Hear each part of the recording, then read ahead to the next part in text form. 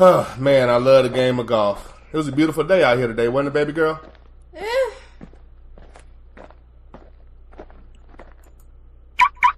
You didn't think it was a nice day today? Well, I am sweating all over, so no, I didn't really think it was. Well, I mean, you got to drive the car. You got to drive the car, and it did have the hood on it, so it kept the sun off of you. Yeah, but it had no air conditioning. Well, okay, fair enough. So, we're going to get something to eat, right? Of course. Cool. And you're obviously paying, right? Always. Always.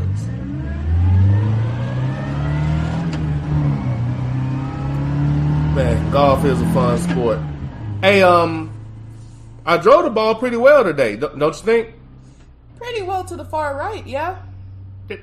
But, okay, even though I went right, my iron game was really good, and I was able to fight my way out of that. Yeah, but you hit it into the sand, and you did that quite often, might I add. Even when I went in the sand, my chip was really tight, so I was able to get out of there and get close to the flag. After 3 times. You have to admit, though, my putting game was really good, and it saved me a lot of the times from all of the bad hits I had out in the fairway. And it only took you 11 holes. Listen, until you get a good golfing game, I'm going to keep giving you shit. I'm improving. I mean, since I've gotten started, haven't I got a lot better? Yes, you've gotten better since your injury. We don't have to talk about my shoulder, but I mean, that's another reason why it's coming along slowly, but, you know, I'm going to get it. I'm going to get it. Sure.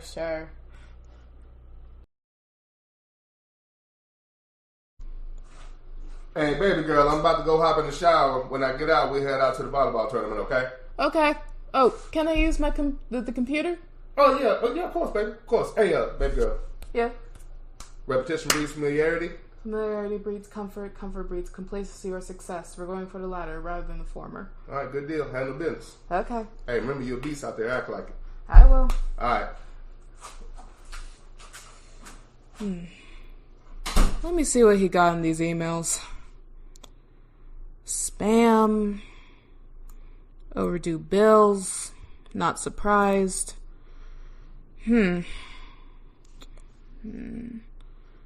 Fuck the police coming straight from the underground. Young nigga got it bad 'cause he's broke. What is this? Sarah? Linda? Becky? Amber? Amy? Molly? Ginger? Heather? Karen? Oh, hell no. We are not having this. No, I don't want no Pancake Tuesdays. Oh, God, delete. No, I do not want your lemon bars, Karen. Ooh, my dad's gonna get... Hello, good people. This is a PSA from TSA. You are listening to the Underground Railroad Show at Spreaker.com. I am the great TSA with my assistant, That Ninja. I'm sorry for the lack of attendance. I was busy spiking faces and beating data dominoes. TSA out. Do you have strong opinions and you're looking for a way to express them? Are you tired of carbon copy sports radio that infests the airwaves? Do you have creative concepts and ideas that you want to share with the world?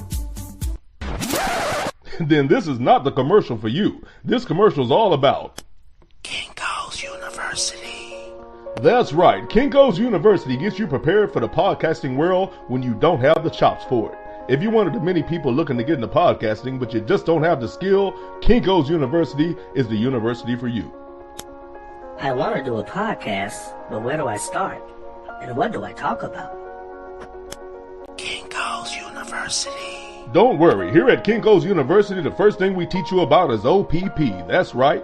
Other people's perspective. So you can always have something to talk about getting it from another source. Podcasting looks fun, but do I really have to do all that research and show prep? Kinko's University. Absolutely not. Here at Kinko's, we have classes like No Preparation 101, where we teach you to get around all of that pesky show prep because we know you don't have the time. I wonder what the best time slot is to get the most listeners. Kinko's University. Don't worry, here at Kinko's we have a class called Recycling Ideas 101, where you can find a time slot that works and just jump in that slot to try to make it happen for yourself. Kinko's University. I want to come up with new content and subject matter, but I'm not that creative. Kinko's University. You'll also take Regurgitation 101, which will help you come up with other people's subject matter that you can recycle and make your own. That's right, here at Kinko's we teach you how to get around hard work, getting new wrinkles in your brain, and having to work hard at your craft. Come to Kinko's, where you can take these top courses with top teachers. Most people that go to Kinko's graduate with Kinko's degrees, that's right, as master copiers. Kinko's University, for the skilled impaired. Kinko's University is not a real university and is not accredited. You don't actually learn any skills. You just learn how to mimic people who have actual skill.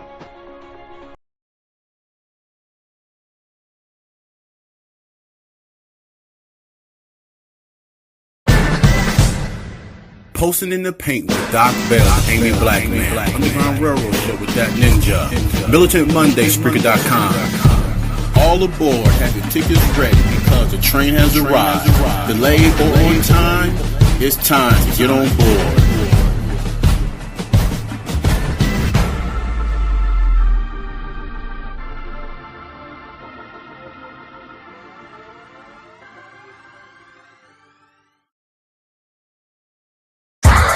Underground Railroad Show with that ninja.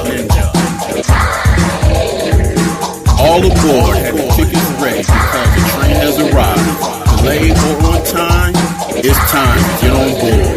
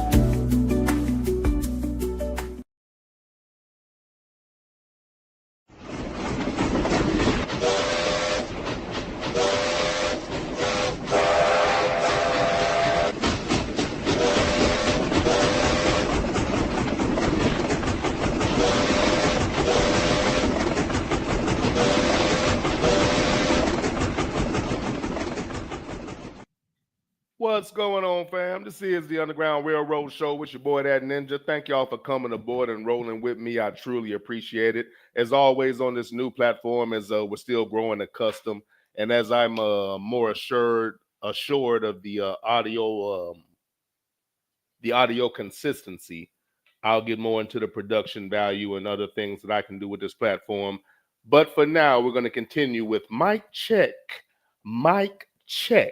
Just let me know I didn't change anything, so everything should be smooth as it was on the last show. So considering that I'm going to take that into account, thank you for coming aboard and rolling with me. This is the Underground Railroad Show. I've been podcasting now. This is my 10th year, my first year on a new platform that I'm now streaming on multiple platforms, YouTube, Facebook, and Twitch, and the other places that I may share it to. So it's a new platform, getting used to it. Before I was on something that was independent, and I'm resetting for the new people that are coming in, somebody that might come through and listen in. So just for general description, I hate misinformation. This show for me is an attempt to quash or quelch misinformation with just the facts, having a discussion. Thinking about, or not thinking about, but speaking about things on a factual basis. So if everything is based in fact, then you can have some kind of valid discussion. If people are just grabbing things out the air and making up things and shaping the conversation, taking liberty with words, it causes confusion, and there's a lot of time wasted on unnecessary conversation. And on a much higher level, misinformation that plays a huge part in a lot of the issues that we face in this country. And when I say we, I mean Black America. And quite frankly, America, period. But I'm a ninja, so I'm worried about us. So misinformation really hurts us, and I attempt to quell that by simply having discussions based in fact. Also, I'm not big on what one would call mainstream topics, the subject of the day. Now, I may speak about it. Generally speaking, I'm going to have a different take on it, and or a different take on it, or at least a different spin. Thank you for that, JBJ. Follow me also on YouTube. That Ninja on YouTube. I have to promote that YouTube page, something I'm not used to doing. Thank you for that, sir. That Ninja on YouTube. The show was also broadcasting there. At one point, perhaps I'll try to get the chat room over there. It seems to work better on Twitch, at least initially. And we'll see about the ways that we have to frame and shape our statements considering the new platform, or at least those in the chat room. But follow That Ninja on YouTube. That Ninja on YouTube. Thank you for coming aboard and rolling with me. The title of today's show, NFL Free Agency. NFL Free Agency is all over the place. Some moves have me saying, oh, wait a minute. Let's make the proper adjustments. Some moves have me saying, motherfucker. Some moves has me saying, or have me saying, that motherfucker must have lost his goddamn mind. Along with other choice words like, You blind motherfucker. One situation I was told about I really didn't believe. That's a lie. That's a goddamn lie. Another situation made me say this with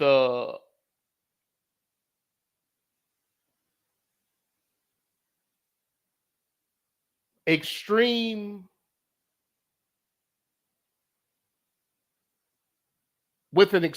demonstrative tone. You rotten bums! You're all garbage! All of you! And finally, one move that happened today that was being discussed in our text thread, which generally is where I get a lot of information from, because my reaction was, what? Really? So once I found that out, I said, well, let's scrap the show that I had planned. We're going to get into some NFL free agency, so let's go ahead and do that now. But before we do that, man, you sorry. should have done this right off the bat. Before we do that. Hey, slow down. Watch your speed.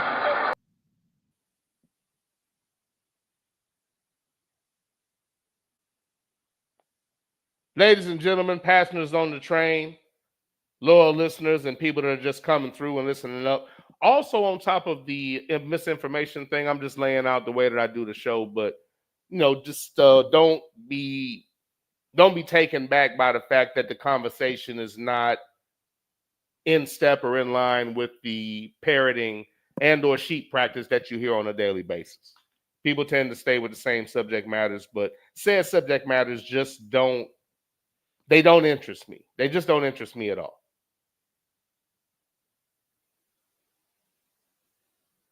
Attempt to be creative,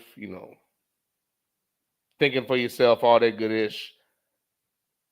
Ladies and gentlemen, 20 years ago today, a star was born. 20 years ago today, the best of me was put into one individual. Y'all know her as the Great TSA. And today is the Great TSA's born day. Happy born day, baby girl.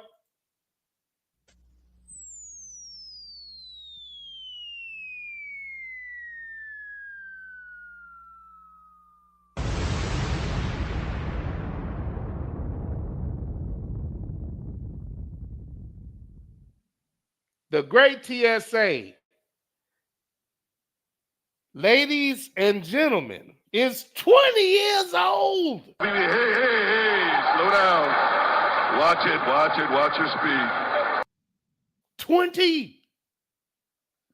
Y'all remember when we were talking about her trying out for volleyball in 7th grade? Hey, slow down. Watch your speed. Remember me talking about? Okay, she doesn't like for me to do that. Fuck that. Remember me talking about those punk ass coaches? Hey, slow down. Watch your speed. Remember when I was teaching how to drive? Hey, slow down. Watch your speed. Damn! Time flies. Shout out to baby girl. 20 years old today. 20 years old today. Happy born day to the great TSA. Happy born day to the great TSA. And for the uninitiated and the unaware, they may be saying, who is this TSA that you speak of? Hello, good people. This is a PSA from TSA. You are listening to the Underground Railroad Show at Spreaker.com. I am the great TSA with my assistant, That Ninja. I'm sorry for the lack of attendance. I was busy spiking faces and beating data dominoes. TSA out. The truth is for everybody, but everybody might not be for the truth. Unfortunately, she does have an ass-whooping streak going in dominoes. I think she's up the last 3 games. We switched back up going to old school, going to 500. We switched up to what we called lightning round dominoes, meaning we only played to like 150. So that was considered lightning round. 150, correct? Did we go to 200? 150. So lightning round dominoes. We went back to the 500 format where the game can have back and forth and, flows. And, it doesn't matter how far you're down. You have plenty of time to come back, lock the board, do what you do, gather points, get a good hand, get a bad hand, all that good stuff. But per the last 2 or 3, she is victorious. But Who raised you? That would be me, and that's why she's so good at dominoes. I can take credit either way.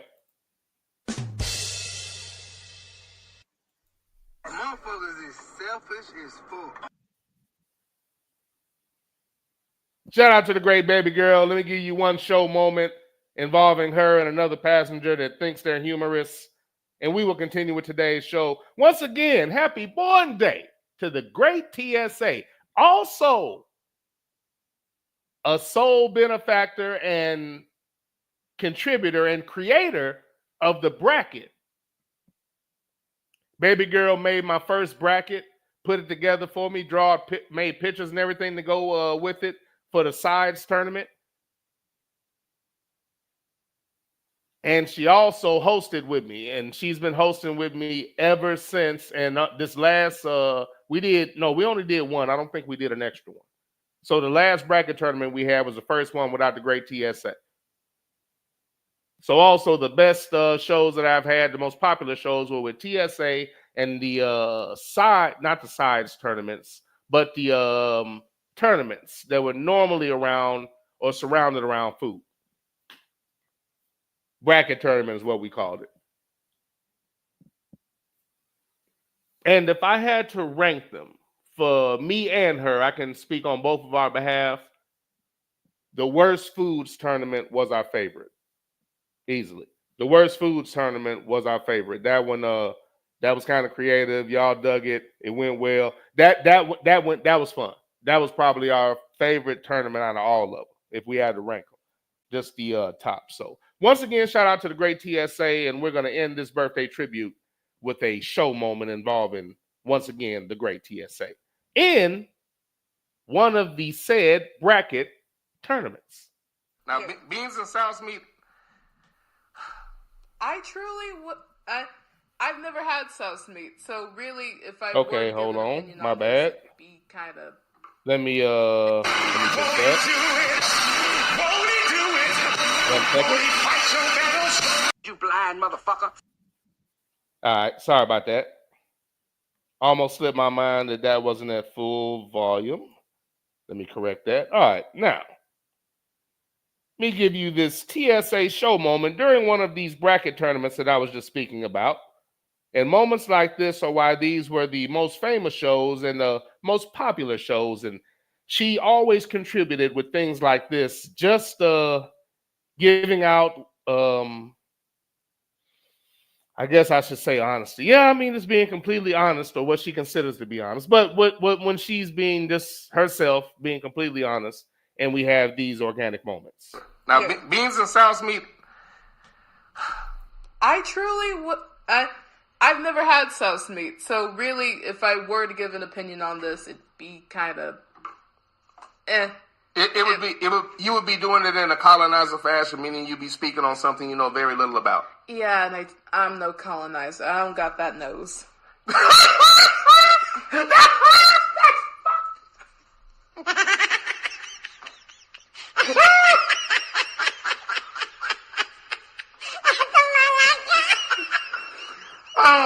They don't know the inside joke on that one. That was unnecessary. You want to tell them why that's funny? My dad has a white nose. I do not have a white nose. This is a very ninja-like nose. Right. Just because yours has a little more ninja to it than mine doesn't mean it's not a ninja nose. It's not a ninja nose. Let's tally the votes. All right, you ready to tally these votes? Hill says ninja is ninja until he takes his mask down, and then here's Nick.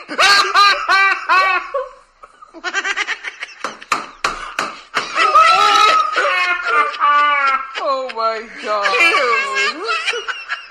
Oh my god.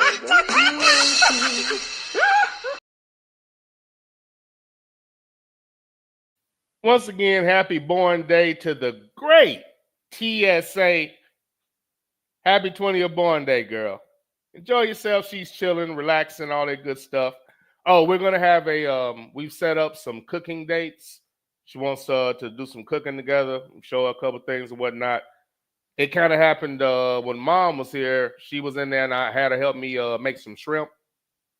I showed her the seasoning medley. And after I did the first batch, had her season up the second batch. And after that, she suggested, slow down, T. She suggested doing some cooking dates. And I thought to myself, you're a goddamn genius. That's the most outstanding answer I've ever heard. You must have a goddamn IQ of 160. Which she does.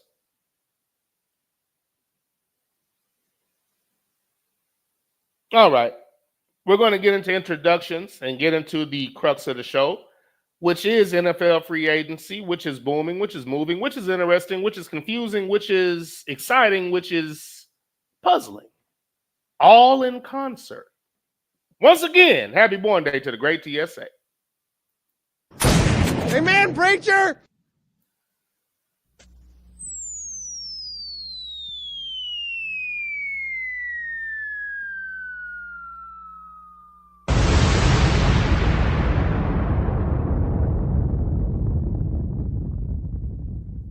And if you're thinking to yourself, that ninja, that was lengthy, that was elongated, that was time-consuming. I'll say, of course it was. It's my child. And secondly, and most importantly, it's my house. You know what it is? And if you don't like it, you get the fuck out. Thank you for coming aboard and rolling with me. Let's introduce everybody that has come aboard, and then we're going to jump directly into NFL free agency. Get into some moves that have happened today, some that have happened in recent weeks. I'll tell you the pros and cons of those moves, in my humble opinion. What I like about them, what I didn't like about it, and what confused me. And we'll get into that right after introductions. And if anything comes up within the framework of the chat, we'll just get into it right then. First person aboard the train, and make sure I'm not messing this up. Alyssa Raven, thank you for coming aboard. First-time passenger. And I will follow you back on X and or Twitter. If not this evening, definitely tomorrow. But thank you for coming aboard. I truly appreciate it. We have Sarge from A Soldier Story, as well as the Danny Glover's father in Color Purple on the train, better known as Light Skywalker, coming in saying Seal about to give us some football content. That's facts. That's facts. None other than the Angry Black Man. Thank you for coming aboard, sir. Coming aboard with his usual and with his traditional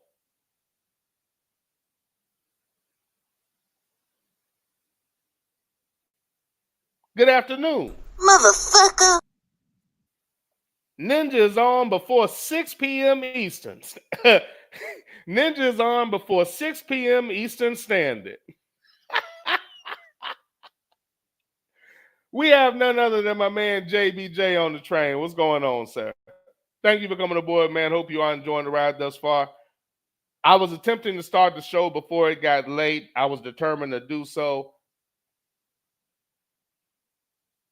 The show is the only thing that's quote unquote almost like going into a game is giving me energy and whatnot. I'm not going to use the other term. Something about that just seems feminine to me, but it's definitely the show right now that has me hyped, along with herbal supplements. But following this, stop saying nigga. Following my thoughts on NFL free agency, and again, even without these free agency moves, for myself, it's just football season for me right now. As I spoke about, I'm not going to have a lot of round ball content. I'm not going to give you a lot of round ball talk, at least not right now. Who told you that? Nobody told me that. I'm telling you, that's what it is. No round ball content right now. Speaking of which, I meant to ask you this when we were speaking on the phone, Light Skywalker. What's up with the tournament? Are you still doing the bracket? If you do, this will be my third year doing the bracket. I've only done it these past 2 years with Light Skywalker and his bracket and the participants. And much like the majority of us, I've been a donator to the funds for the winners, for the people in first, second, and I believe third place. Answer that question in chat if you don't mind, sir. I noticed I don't think it's up yet unless I just wasn't paying attention. I'd love for you to say, that ain't true. That's not true. Perhaps I just didn't notice. And it is available. JBJ said, Ninja is on before 6 p.m. Eastern Standard. Woo! Jesus. That's why I know there's a God. Woo! Jesus. That's why I know there's a God. JBJ said, if I listened to misinformation and mainstream all day, I would have...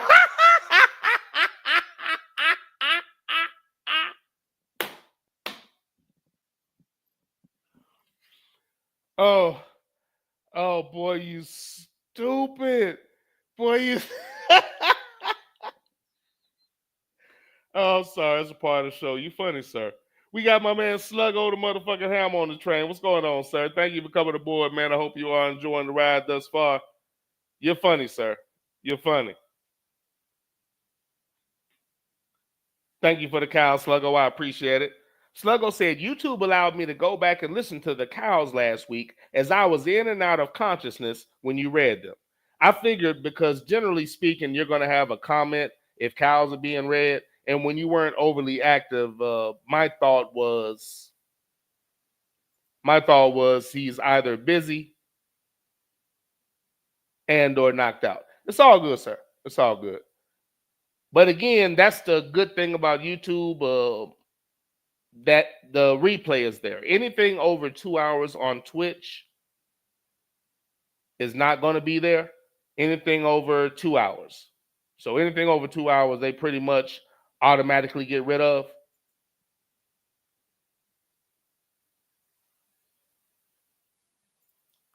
Anything over 2 hours, they automatically get rid of.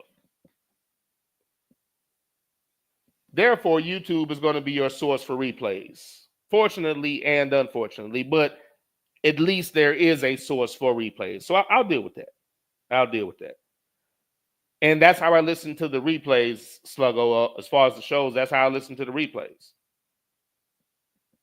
Also, hey, check this out. Now, obviously, I have to do, when I post a page, and I keep forgetting to do this, I need to do hashtag that ninja and all of that to help establish the algorithm or whatever for YouTube. when you go to YouTube, look up the Underground Railroad Show with no spaces. Now, if you do that, you might get to my page. But when TSA looked on it, she noticed something and she sent me a picture. She said there are a bunch of clips of your show on here. And when I went, I didn't see it at first. She said, do it with no spaces. So I did it with no spaces. You get past 3 or 4 things.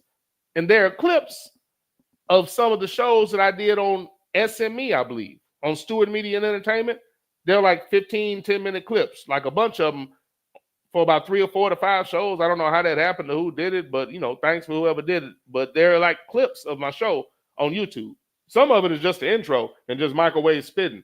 But there are 15-minute, interval clips of some of my shows on YouTube. I don't know how long it's been there. I've never seen it before, but I found that to be interesting. With that being said, I've had somebody, I was right there and I told them what to look for, and it would not pop up on YouTube. So trying to find me on YouTube right now is not the easiest thing. So I'll work on that. So that's why, hence, thank you, JBJ, for telling me to shout out the page. Perhaps that will help over time. Perhaps that'll help over time.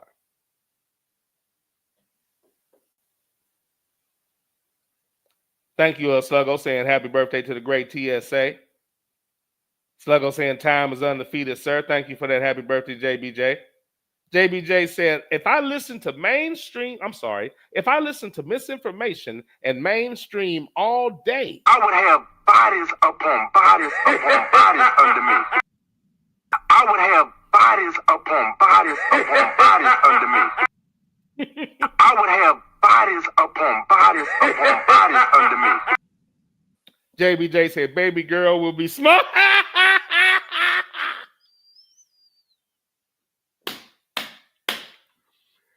Sir.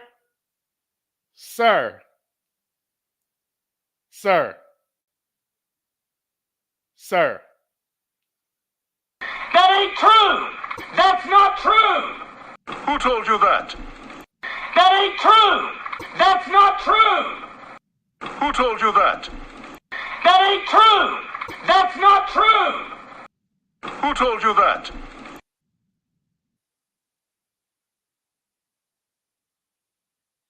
Excuse me, sir? Excuse me, sir? Who raised you? Hey, slow down. Watch your speed. What?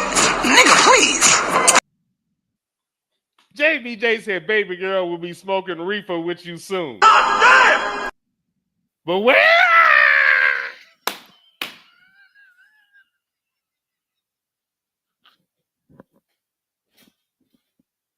What? Nigga, please. Oh, I didn't see that. Oh, boy, you stupid. Sorry, that's an enjoyable part of the show, and I've finally gotten into a position where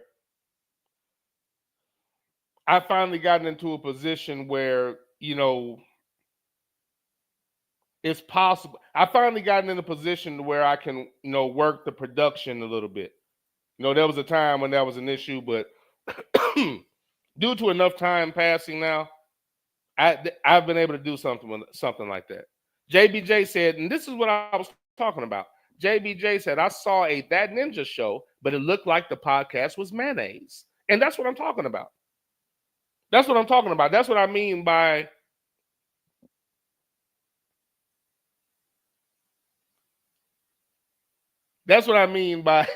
so wrong with you, JBJ. That's what I mean by having a hard time looking on that page, because I've done the same thing. I can go to it because it's my page. I can just punch it up and I can send it out.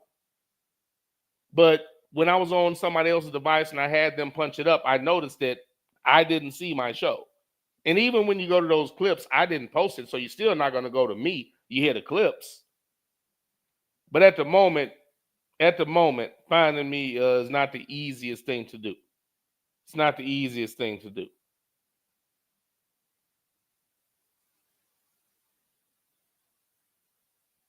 Unfortunately. And this is the Underground Railroad Show with That Ninja on Spreaker.com. Sluggo said Nick was born. Yeah, that's the day Nick was born. Sluggo said Nick is shouting out a bot. Okay, is that what it is? Okay, I didn't know that happened. That was weird to me. I didn't realize they chopped that shit up. Okay, shout out to the bot or whatever the fuck it is. We got 334 on the train. What's going on, sir? Thank you for coming aboard. Hope you are enjoying the ride thus far. We got Rough Buff on the train. And I haven't done haven't done the elongated intros, just getting things together, and I want to get into the content as well. Thank you for coming aboard, 334. Thank you for coming aboard, Rough Buff. 334 has been sending me clips of his youngin', and I'm sure a lot of you were aware of this. I wasn't. They do combine shit in Florida. They do a combine because he sent me something and said this is what he did at the combine. I was like, combine? So what the hell? Combine? But okay. I mean, hell, good for Florida. We run drills and whatnot, but last time I checked, we weren't doing a combine here. They may do it now. But apparently that's been a thing, or has always been a thing for them. So I mean, that's all right. That's all right. Apparently that's been a thing, but I was tripping. I said, slow down. But when he said that, I said, okay, no wonder y'all are so far ahead. I didn't know y'all did a combine. Didn't know y'all did a combine.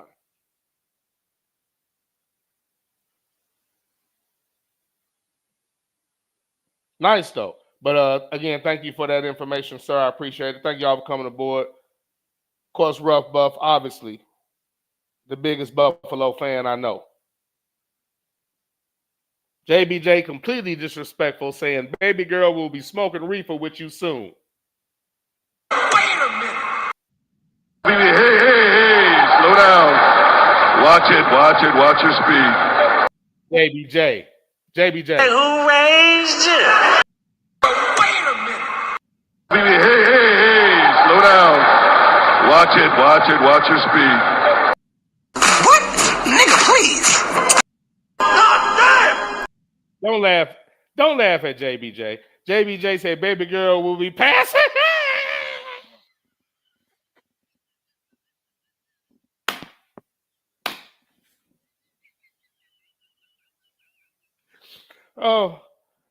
Oh, Jesus Christ.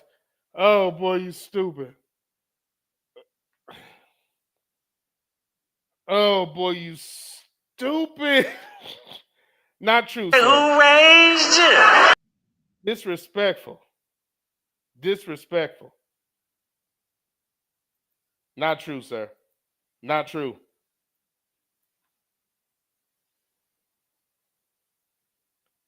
Sluggo said, Doug didn't have you under the SME umbrella at one point. Didn't Doug have you under the SME umbrella at one point? I think that's where those clips came from. Yeah, I think so, but I just didn't know they were on there. As many times as I've looked up my name, I've never seen them. Rough Buff said, Ninja, if you search for Little Dookie on YouTube, your show will show up. That's hysterical, sir. That's hysterical. And again, as long as you think that's funny, roll with it. That's a lie! That's a goddamn lie! I'll never understand the humor in that. But as long as it's funny to y'all.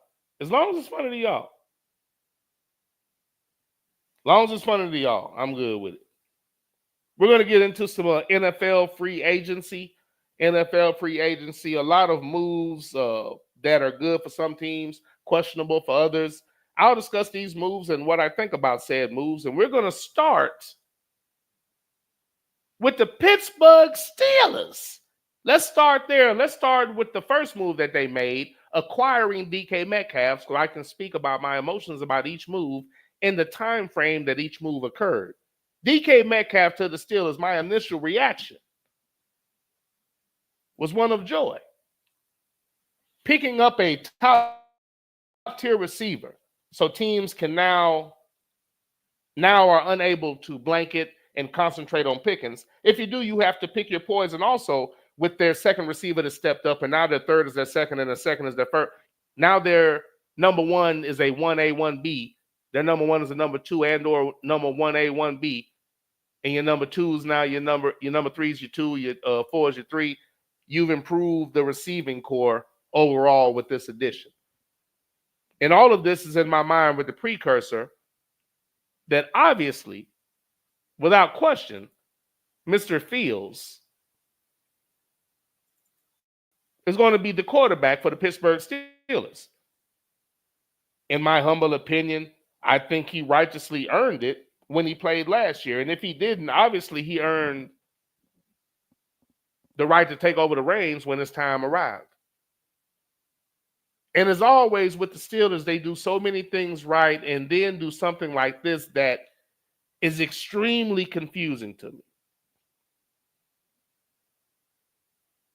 Something that I really can't understand.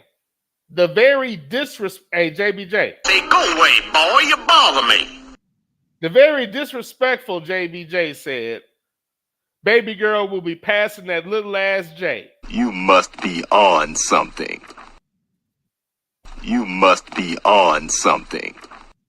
And that's not quite right, but that's okay. Either way, sir, disrespectful. Say, go away, boy, you bother me. Disrespectful as hell.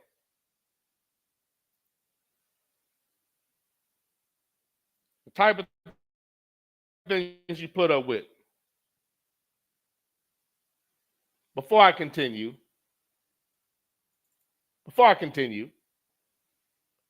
we have none other. Oh, I'm sorry. I can't do that. That's wrong. That is not how we bring that man aboard the train. Regardless of what's going on, this man still comes aboard the train to his usual bomb drop for slapping the sauce out of his wife's hands when she tried to apply it to my ribs. True story. No cap. Amen, preacher!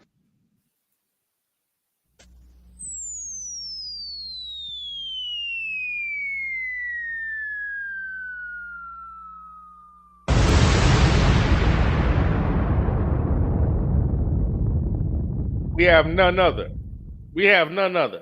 I have to remember I can't talk through the sound bites. We have none other than the great Sidney Jackson on the train. Thank you for coming aboard, sir. Hope you are enjoying the ride thus far. The very disrespectful JBJ. Baby girl will be passing that little ass J. Oh, you're on something, all right.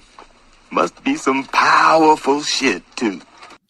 You're not funny, sir. Oh, you're on something, all right. Must be some powerful shit, too. What type of suggestions are you making? And I understand that's normal at these ages, but when I tell you baby girl has an old soul and that's just not what she's into, and I can guarantee if she thought about it, she'd holler at your boy first. When she has her first drinks, it's either going to be with her mother, or me, or a combination of both. When she does decide to try it. And I already know now she's going to want something that covers up the taste. I digress. Future conversation. Despite all of that, JBJ, I just want you to know something. Something wrong? Yeah. It's just too bad you don't know what it is. Brother. Ain't nobody coming to see you, Otis. Sluggo said, now Fields is going to a team that passed over him. You beat me to it. Let me speak before I read your chat, Sluggo. Let me speak. Well, no, let me read your chat. Sluggo said, now Fields is going to a team that passed over him for Zach Wilson, and then they signed him to a short-term contract. That doesn't exactly show enthusiasm for his talents. Great point, and that was going to be part of the breakdown, or is part of the breakdown, and I'm going to get to it. But before I do so, let me bomb drop your foresight, and then I'll continue.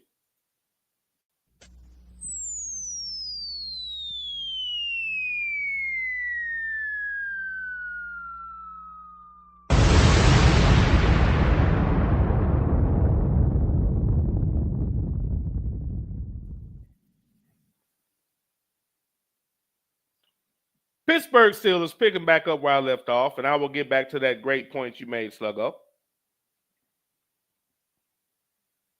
Pittsburgh Steelers pick up DK Metcalf. I'm looking at that as a positive. Strengthens the receiving core, makes them solid. They're already a good team. You have your quarterback of the future in Mr. Fields, or so I thought. And as I looked in the text thread that they were speaking about, I said that, and I was quickly informed by Light Skywalker that at this current moment, the Pittsburgh Steelers do not have a quarterback on their roster. Wait a minute.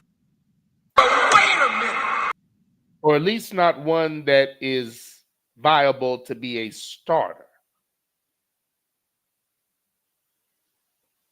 And I said, I don't understand that. Mr. Fields is right there. He's shown you what he can do. You shouldn't have had an opportunity to pick up somebody of his caliber. He should have been established with a team by now, but he's been dealing with incompetence and ignorance and a media blitz. And later on in the same day, the thread lights up once more. And with enthusiasm, Raider for Life puts Fields to the New York Jets. God damn! God damn! God damn! Okay, that's my initial thought. Frustration. I'm still frustrated. God damn! Let's just talk about it from a football aspect. From the Pittsburgh Steelers side, the pros. You picked up DK Metcalf. You're a solid team.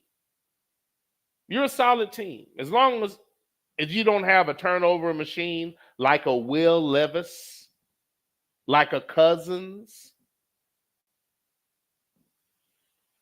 Let me not stop there.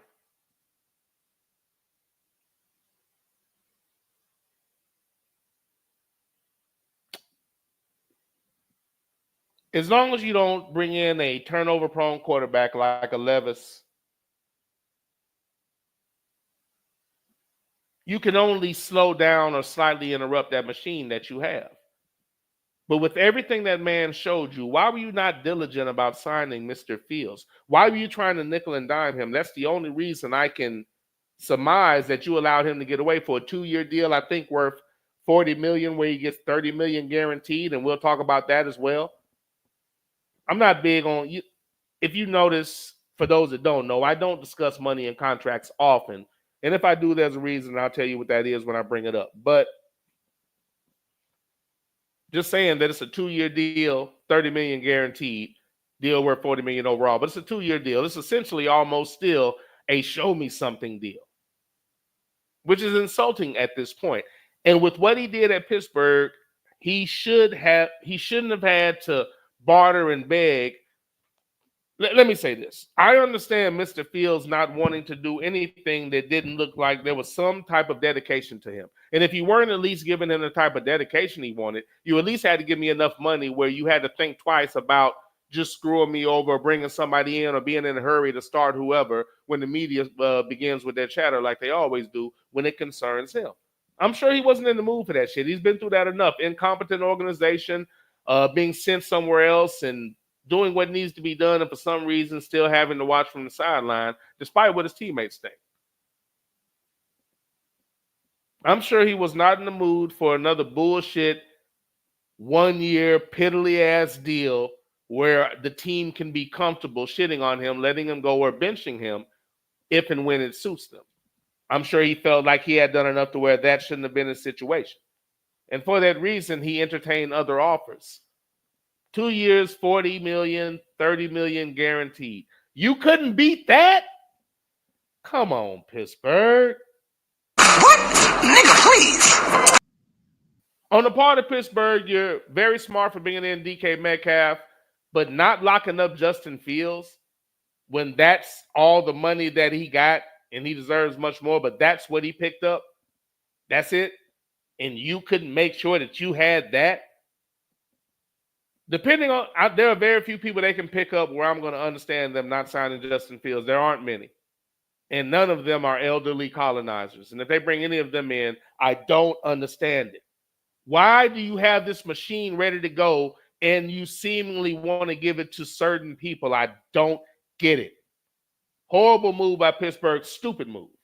There are still quality quarterbacks out there because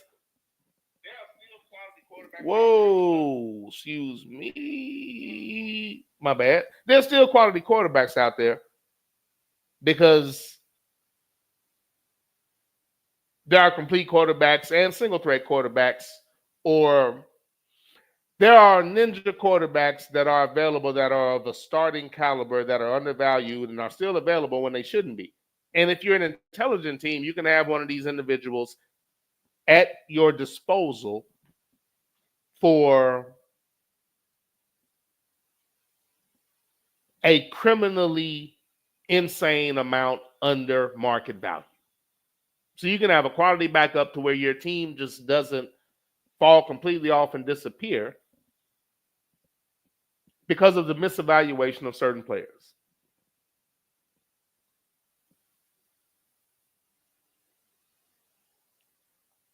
So there's still hope that they can pick up somebody where I would say, okay, I can see this player, but I can't think of any situation that they're going to bring somebody in and I'm going to say, I understand you shitting on Justin like that. I can't see that. I can see them bringing in somebody that I think can get the job done, but I don't get it. So in the part of Pittsburgh, nice picking up DK Metcalf. Very nice. I think you have a nice squad. I don't understand playing hardball and acting like Justin Fields is just somebody. I don't get it. On the side of the New York Jets, now on the side of Fields, again, I completely understand him not wanting to deal with a unsure situation, a situation of uncertainty. I understand that completely. I wouldn't want to deal with that either. It's an uncertain situation, no security at all. I at least need financial security and some assurance that you actually are invested in me so I can do this without being microanalyzed. The media is going to do what they do, but I don't need you microanalyzing me as a team. Let me develop like everybody else. Not really develop. Just let me fucking play. How about that? Allow me to play. And I believe that the Jets convinced him and showed him through the contract that they're going to allow him to play. Now, on the side of Fields, like I said, I understand him not wanting to take a shaky deal. So I believe that that's what Pittsburgh did. I would imagine he wanted to stay there. It's apparent that a lot of his teammates wanted him there, didn't even want him benched last year. And the team did what they did because they didn't want him for real. And if they did, they wanted him on a disrespectful, fuck you ass type of contract. And I understand him not wanting to deal with that at this point in his career when he's watching people that I know he believes, and I believe, have lesser talent than him that are getting an opportunity that he has yet to receive. Hence him going to the Jets. Now the pros for the negatives for the Steelers, obviously, now you have to go get a quarterback, but I don't think you're going to find somebody with his ability, his familiarity with the team, his youth, and what you could have had your future franchise quarterback right there, and you just let him go. I don't understand it. And I just have a feeling they're going to bring somebody in that's going to make me say out loud with authority, why would you do that and pay him that and not re-sign Fields? I don't get it. Wait a minute. Now, as far as Fields going to the Jets, if you want to say negatives, he's going to a new team, so there's, the unfamiliarities, the unknown factors. Obviously, going to a less talented team. They're not as talented as the Steelers. The Steelers are a very stacked team. Another reason I'm quite frustrated with this outcome. Team set up, but we're not going to give it to you, Mr. Fields. I digress. On the part of the Jets and Mr. Fields, I get it. I don't think the Jets are as far away as a lot of people think. I don't think Mr. Fields is going to mind throwing to Mr. Garrett Wilson. If I remember correctly, there was a second receiver I think is not that bad, and a lot of this has a lot to do with who's delivering the football. The Detroit coach being there and the fact that he wanted Fields lets me know that he's actually concerned about winning, so that's encouraging. The entire thing about the offensive line, do I think they had the best line in the league? No, I don't, but I think it's very much overstated. And when it's brought up, I think it's laughable when considering some of the other teams, and it doesn't get mentioned when the line was an actual problem. I think it had more to do with the QBs that couldn't move and couldn't get rid of the ball and didn't get rid of the ball when they needed to. Of course, the line is going to break down at times against certain players and certain talents and certain teams. I didn't look at the Jets as a team with a terrible line. I just felt like that was the atypical storyline when a Caucasian quarterback is failing. Their receivers aren't getting separation. Well, the receivers simply aren't getting separation. And I'll tell you what, anybody would have a hard time behind that offensive line. What? Nigga, please. Wait a minute. It's amazing how that's only said in certain situations. Continuing. So I don't think he's going to a terrible team. I think if they actually let him play and they're invested, they're going to be fine because they've been a quarterback away for a while now. They have pieces on offense. I think they'll be fine. They can add through the draft and free agency, but they're not far away from being solid. And they're not what their record was. That was a result of coaching and, quite frankly, the lackluster play of Aaron Rodgers and the other quarterbacks on the roster.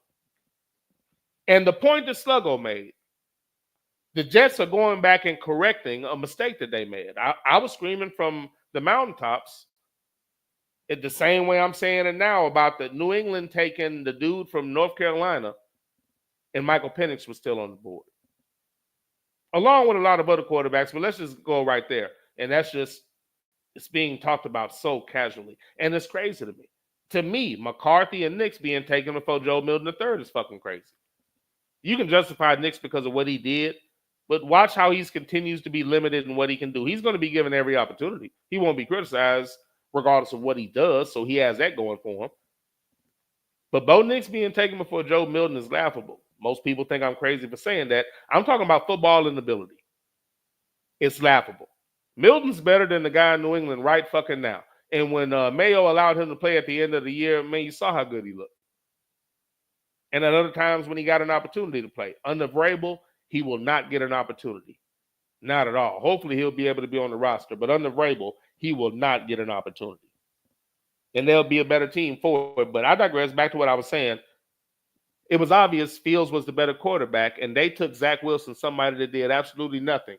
No criticism for Zach. No criticism for Zach Wilson. He just went on about his business, continues to play. And now the Jets get a second bite at the apple. Hell, they moved on from, they've had one or two more quarterbacks since they made that terrible decision. And it's not, you can say to a degree it's not fair that they get an opportunity to do this, but nonetheless, as far as positives, the AFC East is not a tough division. Right now you have the Bills because the Patriots are terrible, and I think they're not going to be that good next year, especially with Vrabel being the coach. The Dolphins, who have potential, but they had a bad year last year. I don't see them doing that again, but you have to worry about them. And then you have Bills, Jets, Dolphins, AFC East. Bills, Jets, Dolphins, Bills, Jets, Dolphins. Who am I forgetting? I remember in a second. Give me a second. No, it's not them. Bills, Jets, Dolphins. So it's AFC East. No, Pittsburgh. Nope, nothing goes on. Who the fuck is the other team in the AFC East? I know y'all are putting it in here, but I'm trying to remember without fucking with my phone. Give me a second. Miami, Jets, New England. I said them already. Miami, Jets, Buffalo, New England. So New England's garbage. I don't look for them to be that good next year. Miami should be a better team, but they have to come back from what they did last year. I don't look for them to do that again. Buffalo's Buffalo, but they're not in a crazy. He's going to an easier division than the AFC North. He's going to so that's a positive. Secondly, I don't think the team is as bad as some may think.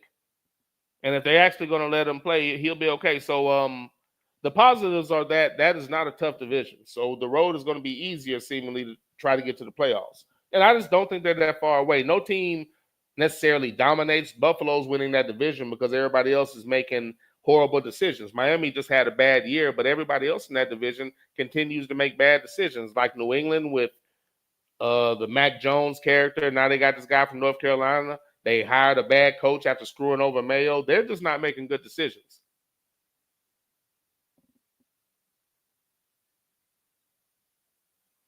So the division's winnable. Familiarity with a receiver. Should be interesting. It should be interesting. So I look forward to seeing it. I'm just very disappointed that that team was really set up for success and they chose to not give Justin Fields the keys to that car. I didn't like that. And on the other side, I understand him taking that opportunity, taking the money, taking the opportunity, going to a weaker division and on a team that I don't think is that far away, but you would have to blame Aaron Rodgers and the other quarterbacks on the roster before Tyrod Taylor was there on why they weren't good, and they weren't going to do that. So it's going to be the line, it's going to be the receivers, and it's going to be the coach. I think it had a lot more to do with quarterback play and some of the coaching. So we'll see. next year, but I'm glad he's getting this opportunity. I'm disappointed the opportunity's not in Pittsburgh.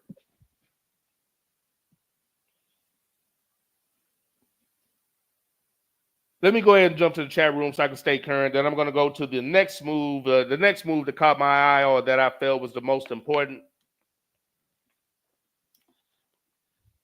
and or the most confusing.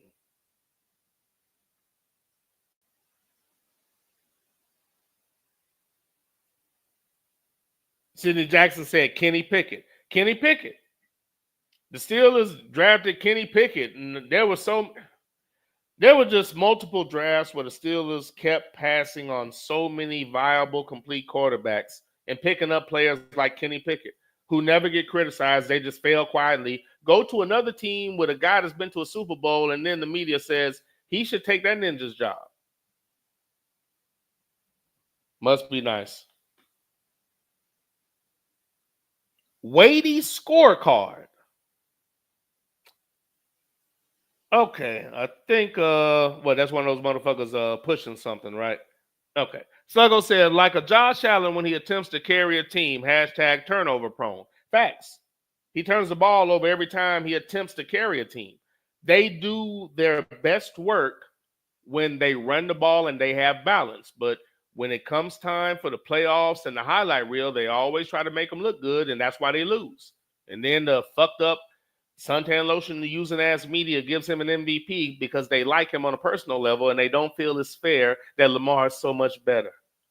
It's hard to respect you motherfuckers in any of these awards when you do shit like that. I know you want him to win one, but you can't just give it to him because it's just not fair. You black, you live in America, you in trouble. I can't get you in no trouble. Great point, Sluggo.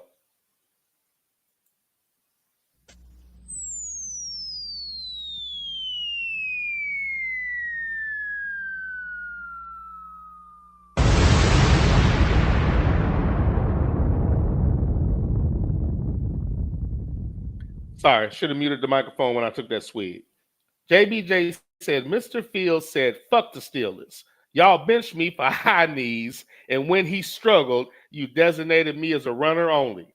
You know what? Motherfuckers is selfish as fuck. I agree, actually. Amen, preacher!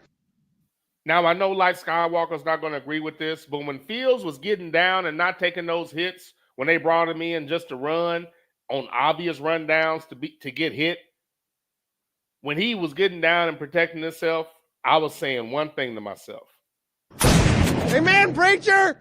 You damn right. Don't get hurt behind this stupid shit. Y'all going to play a guy that can't move, so you're going to bring me in when the whole defense knows what we're about to do. And I should be out here damn starting. I know why that man got down those times, except when it was really needed. Man, get down. I'm not taking that hit for this bullshit. If you had me in here, you wouldn't need to bring me in to get the fucking first down. Motherfuckers is selfish as fuck. I know this is what some people think, but I applauded him for not taking unnecessary hits, coming in to run bullshit ass fucking plays. Hey, come in here and run a play right quick because he can't do it. Wait a minute. Mr. Fields said, fuck the Steelers. You benched me for high knees when he struggled. You designated me as a runner only. You will be discarded in the prisons of hell. You will be discarded in the prisons of hell.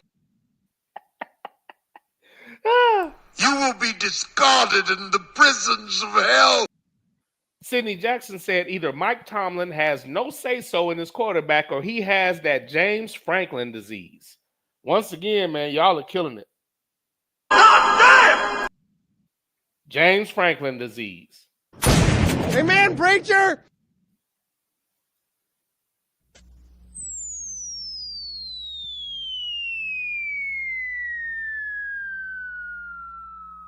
Preach, sir.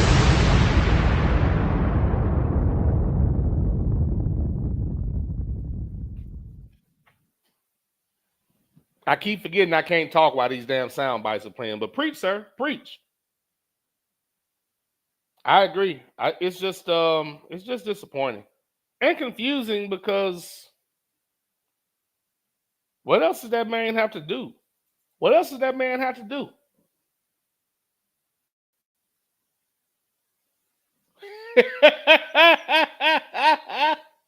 Okay, hey, look, JBJ, I don't have everything in the key right now. That I don't have yet. I see what you're reaching for, and I don't have that. I think I don't. Okay, but we'll see.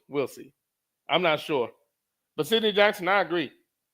Either Mike Tomlin has no say-so in the quarterback decision, or he has the James Franklin disease, where he's worried about one thing and one thing only. Boy, what in the hell's the matter with you? You want me to get fired? Boy, what in the hell's the matter with you? You want me to get fired? Boy, what in the hell's the matter with you? You want me to get fired?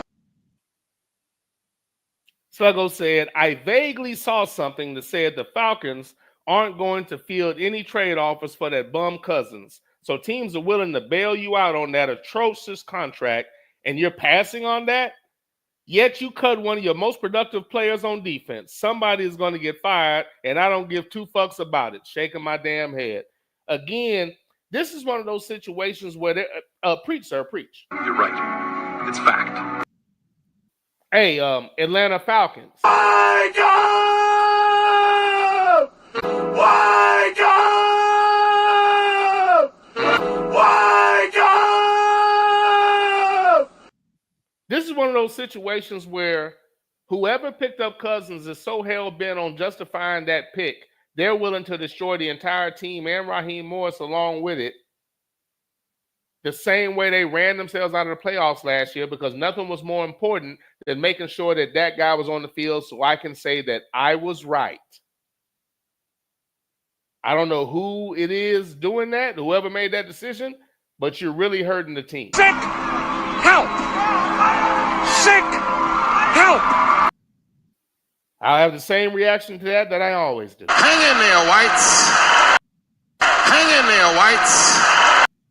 Destroying the team for selfish reasons just because you don't want to admit that you made a mistake. That's what's happening right here. Destroying the team because you don't want to admit you made a mistake. You know what that is? Come on, man. That's a brittle spirit. That is a brittle ass spirit.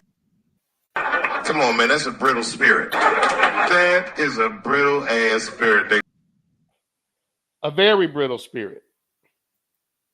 Very brittle.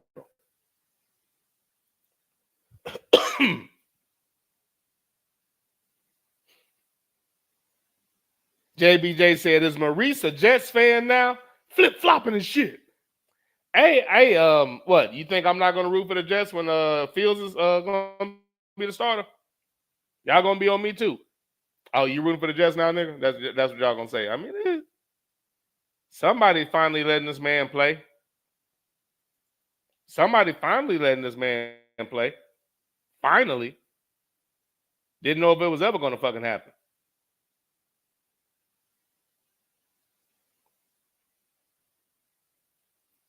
I'm like, I don't know what the hell Justin Fields got to do to get a damn shot.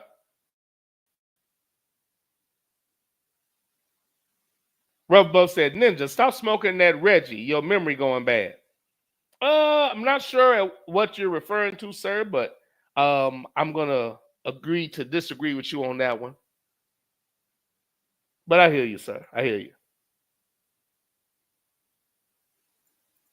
But I hear you, sir. I hear you. And this is the Underground Railroad Show with that Ninja, and I'm about to continue with NFL free agency with this next move, and the moves made by a team known as the Seattle Seahawks. Seattle. Something wrong? Yeah. It's just too bad you don't know what it is. Brother. That really didn't apply. I don't think any brothers made that decision, but I didn't understand the moves made by Seattle. I really didn't. Hang in there, Whites. I mean, I understand if you're rebuilding, if you're done, if you're just saying fuck competing, but I don't know why you would do that in the division that you're in with the team that you have. There was no reason for that. These are moves that would only be justified by 4-letter network articles. I don't understand. And then I think about who you brought in, but let's get into it. JBJ speaking about Pittsburgh and what they did. Are you fucking kidding me? Fuck you! Fuck you and fuck you! Who's next? Are you fucking kidding me? Fuck you! Fuck you and fuck you! Who's next? Are you fucking kidding me? Fuck you! Fuck you and fuck you! Who's next? Yeah, sir. I don't understand Pittsburgh either. They're doing some other shit. They're on some other shit, but I mean it's they're on some other shit, man. They are on some other shit.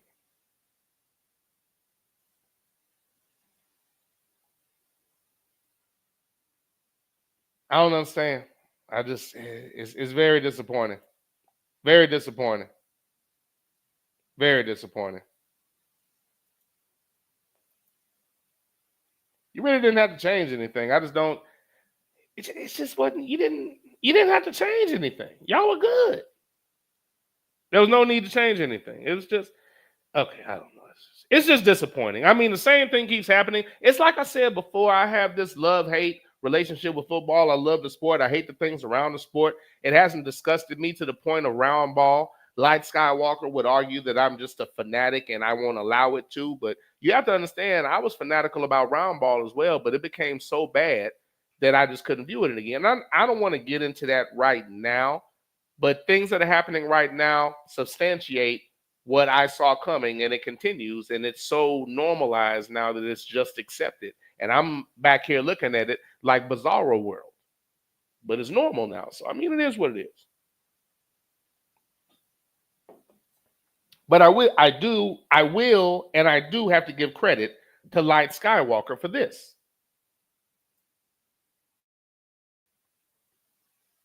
Thank you, sir, for the information about stop saying Ninja.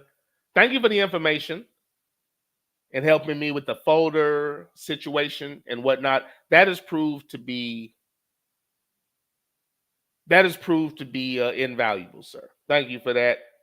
And doing that, I see now what you were doing as far as getting things in place, moving things around. I can see now how you were doing that. And this is much easier when you're looking for certain things and moving things around. And I'm almost there, too. I'm almost there. I can give, for whatever reason, I can give this credit to Spreaker. For whatever reason, I'm luckily my shows are still available, which it's just much easier for me to go on there and move everything around and put it where I need to. So it's allowed me to do that and get most of these sound bites in place, and I'm just about done. I think I only got a couple of years left, and I'm through everything, and I have everything in position. Anything else is kind of arbitrary. I can go back and get it, but as far as like actual sound bites, I'm going to have all my sound bites on my hard drive along with the shows, and all the sound bites are in separate folders that makes it easier to find and get to. So this site doesn't allow me to have everything in the studio, but with the addition of the hard drive and being able to organize the folders, I should be able to get certain things in order. So that part of it helps. That part of it helps. And any chats where I don't accommodate your sound bites, those are the sound bites that I don't have in place yet.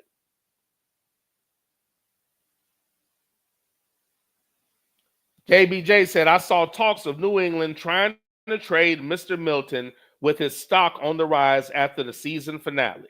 Hell yeah. So JBJ saw that season finale as well. And it wouldn't shock me.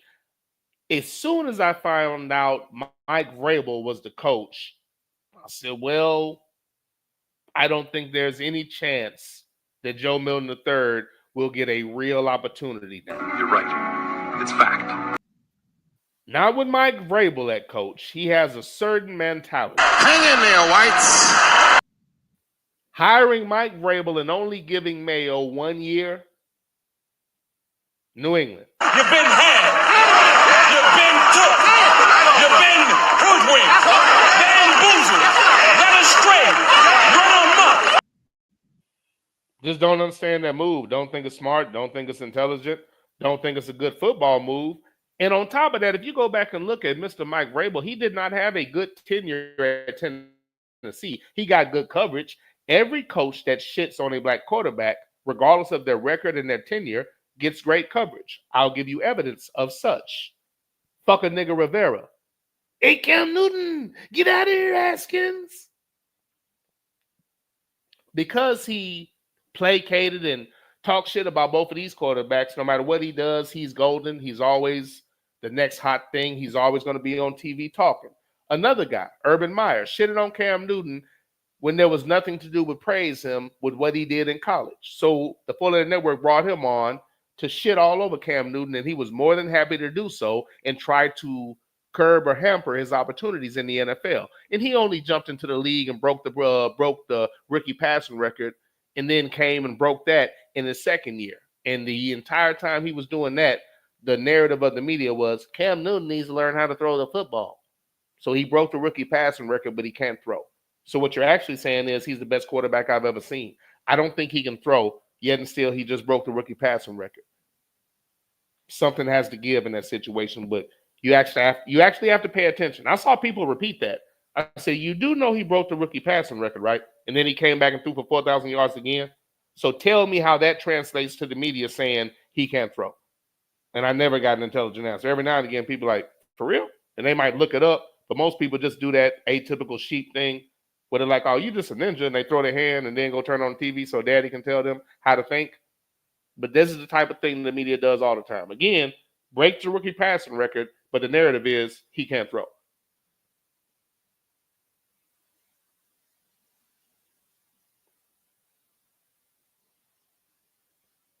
Speaking about the media and their coverage.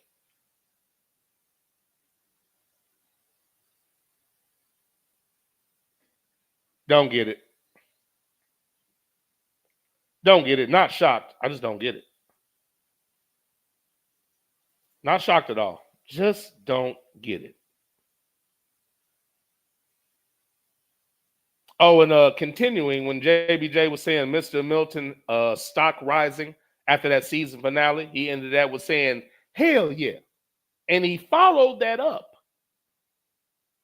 with giving praise to the Almighty.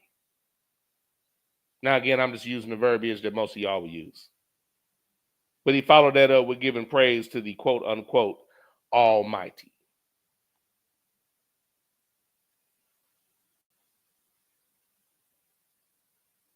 Sluggo said, in my humble opinion, Tomlin and the Steelers have botched a great opportunity at quarterback, and their next move at said position will explain everything. It will.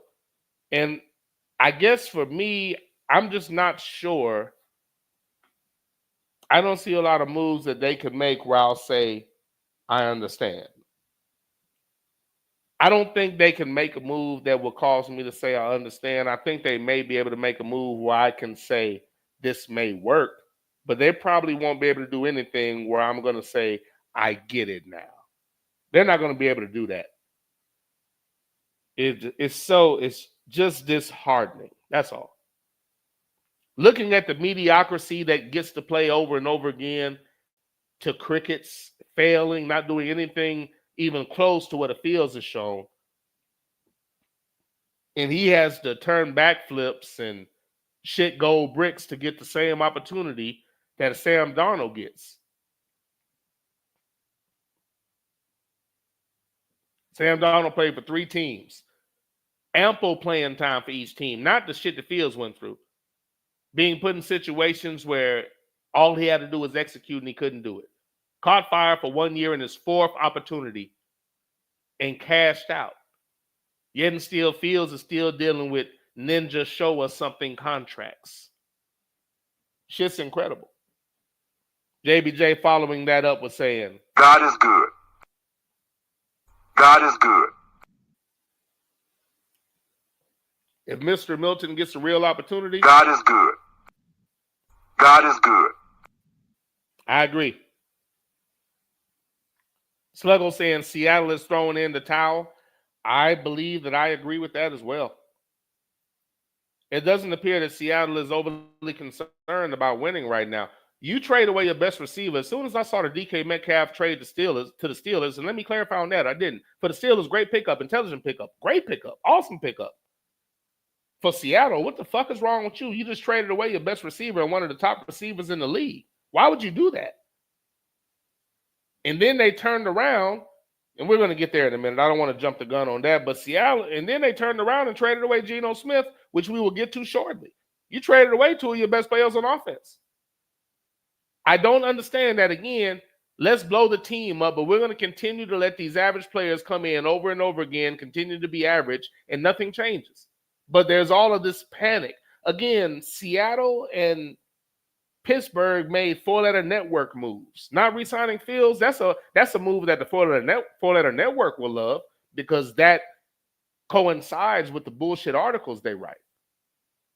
Getting rid of Geno, that makes sense in four-letter network world. But from a football aspect, getting rid of him and DK, why?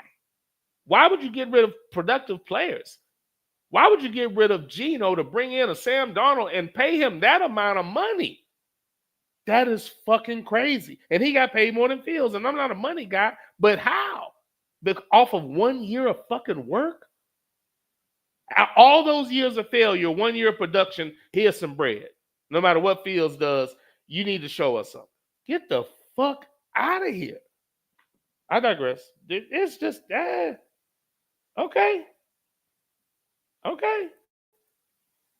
Okay, whatever. Okay, whatever. Let me continue.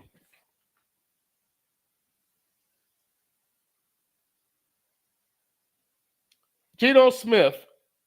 No. Was I there? Yeah, I'm done with Pittsburgh. Let's go to Seattle. Seattle first getting rid of DK Metcalf. Make sure I talked about that right. Yeah, I did all that. All right. So Geno Smith to the Raiders.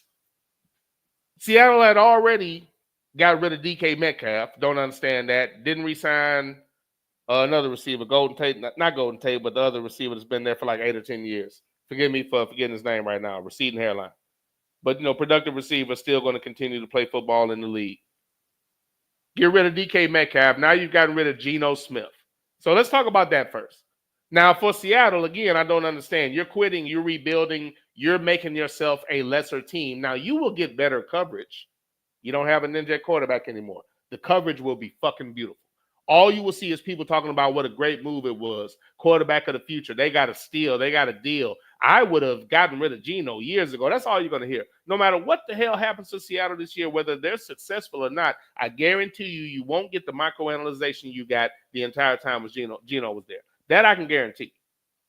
But Sam Darnold instead of Geno Smith, if you think that's an intelligent move. Oh, you're on something, all right.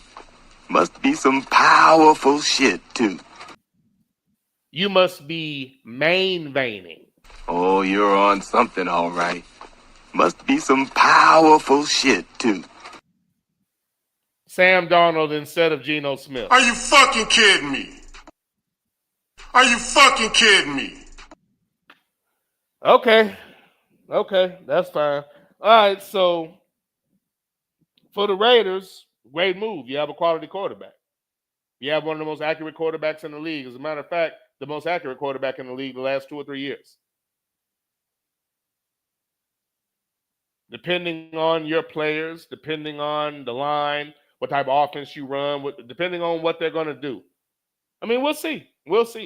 Is Geno Smith going to be given a real chance? Is he brought in so he can be blamed for early struggles and they can start some overhyped rookie colonizer that did absolutely nothing in college, or some twice or 3-time failure at quarterback that the media will love because he's the photo negative of Geno in the lineup?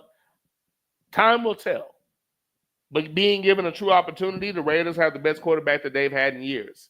The question is, will he get a real opportunity, or will he be a casualty of this team rebuilding and making bad decisions? We're talking about a team that fired Pierce after 1 year. Multiple ninjas fired after 1 year. Again, the aspect of the game and why I have that love-hate relationship. Love the game, hate the things surrounding it. what happens to people like Bieniemy that should have been a head coach, Leftwich that should have been a head coach. And you watch these guys with no resume, no experience, and no skill get opportunities they don't deserve. And when they fail to crickets. Once again, I digress. Geno to the Raiders. Good for the Raiders. You got a quarterback. Seattle, I don't understand it. Secondly, you double back and you go get Sam Darnold. Let's talk about that. Sam Darnold got like $100 million from what I saw. It isn't guaranteed, but he got a $100 million contract. Why? Failed 3 different places when the only problem was him. One good year, and he gets $100 million, but Justin Fields gets basically a glorified show me something contract. Don't get it. Must be nice. Must be nice, but I don't get it. Hang in there, Whites. So on the part of Seattle, you're going to start over with Sam Darnold. You're going to have to revamp the receiving core. You have great running backs, semi-decent line. I have a feeling now you'll tighten the line up, which I wish you would have done when Geno was there. But I have the feeling now they're going to do a great job fixing the line. I have that feeling.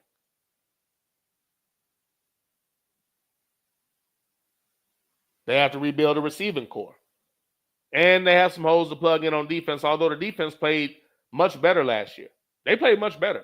The offense just didn't keep up once again, and I just think they had a lot to do with coaching and an offensive line. And there were some times when Geno made some bad decisions. I think that was due to limited opportunities due to running for his life, and he made bad decisions, which he shouldn't do. It's just not something that's even within his character if you look at his career.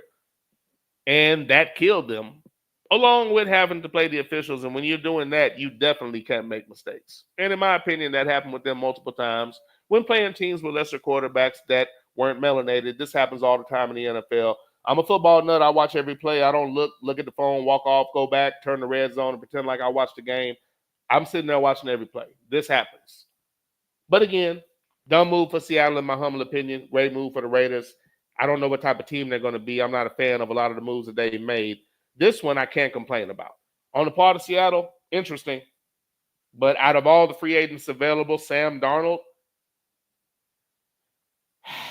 You've been had. You've been took. You've been hoodwinked. Bamboozled. Led astray.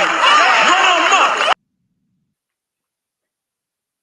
For those that do know, I was a huge fan of the Raiders. After so many crazy, disrespectful moves, you have to understand, I was a fan through all of those lean years. That didn't bother me.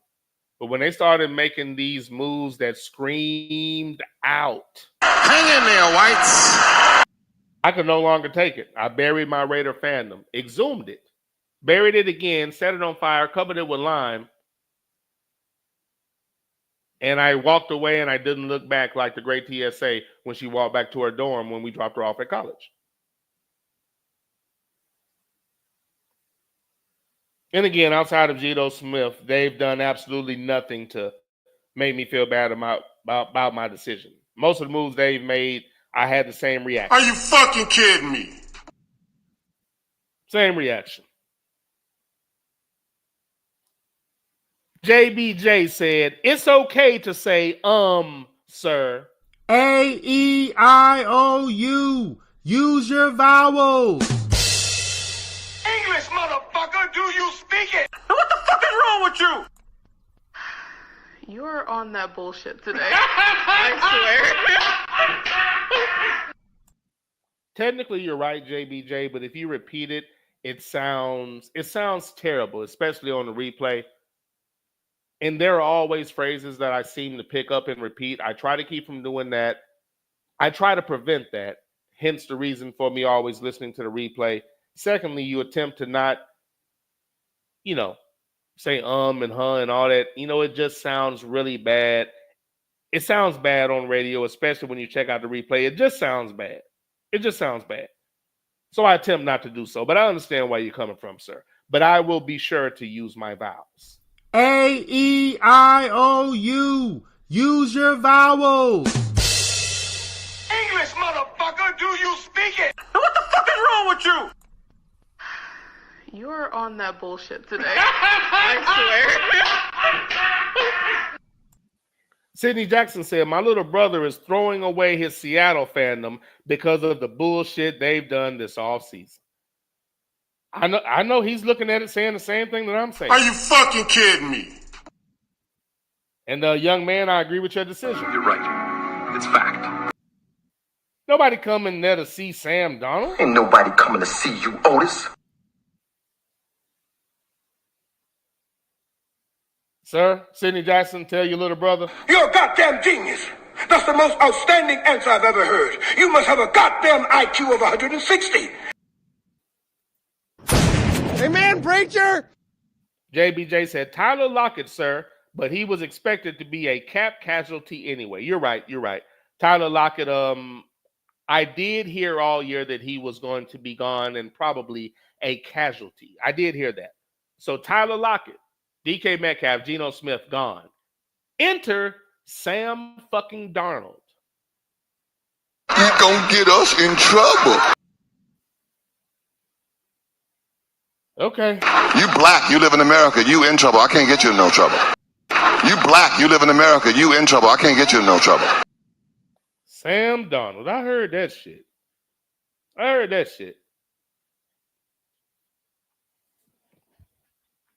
On the part of Seattle, I don't understand, especially bringing in Sam Darnold. For the amount of money you paid him makes no sense to me whatsoever. For the Raiders, okay, you got a quarterback. I'll wait and see what you do. And hell, I mean, for Raider fans, I hope they do well. I can't go sign what I'm seeing. And this just has that eerie, pasty feeling of the big time screw over, the big time, the bait and switch, the imagery of one thing when it's really another. And I'm hoping that doesn't happen to Geno in this situation. I'm really hoping that. And I guess I should look to see what type of contract he has. If they just picked it up, did they invest in him? I don't know. I really hope it's not that type of situation, that you're here for now. We're not invested in you, and we're going to do you greasy. As a matter of fact, we're not even going to bother to use grease. I am simply hoping it's not that situation. That's all. This is the Underground Railroad Show with your boy, That Ninja. One half of Militant Monday, still waiting on Light Skywalker to, quote unquote, light up the airwaves once more. Motherfucker. Still waiting on that. And let's see. You know what? We're going to continue.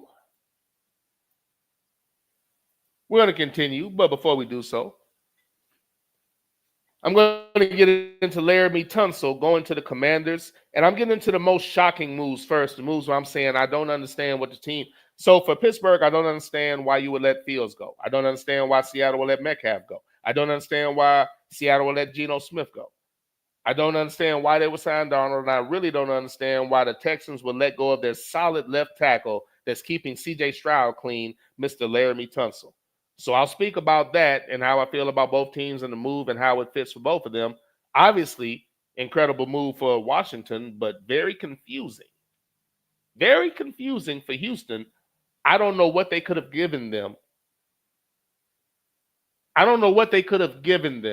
For that to be okay, especially when there were multiple times last year when Stroud was under duress. Tunsil was one of the very few spots of consistency. I don't understand.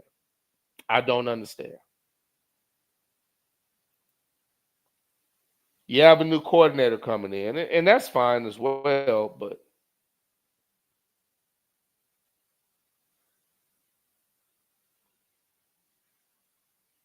forgive me for that. Let's see.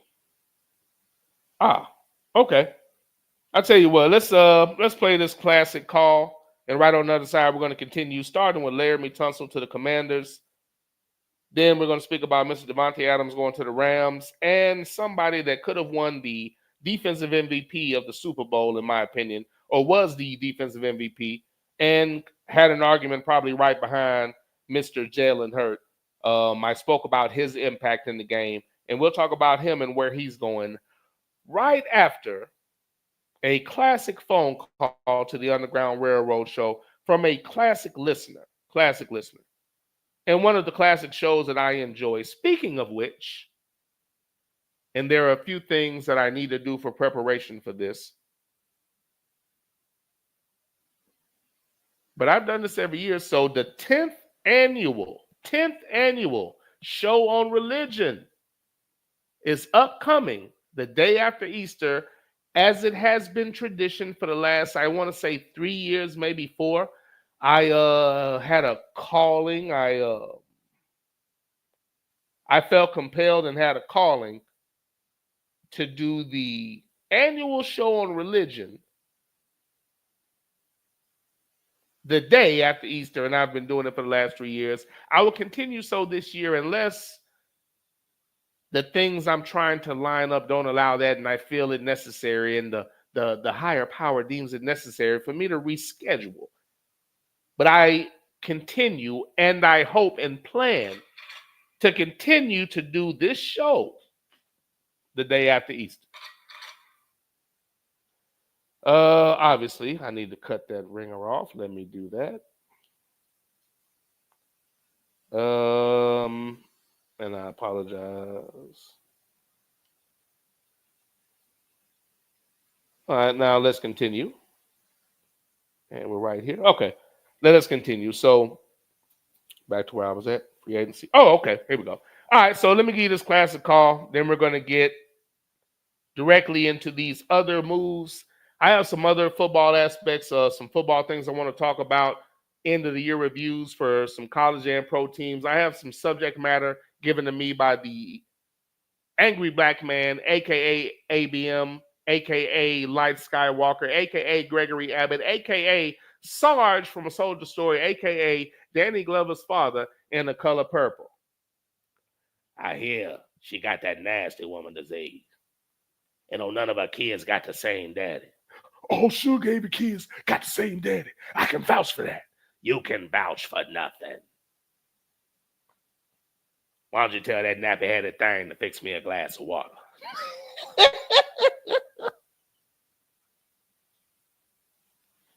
I digress.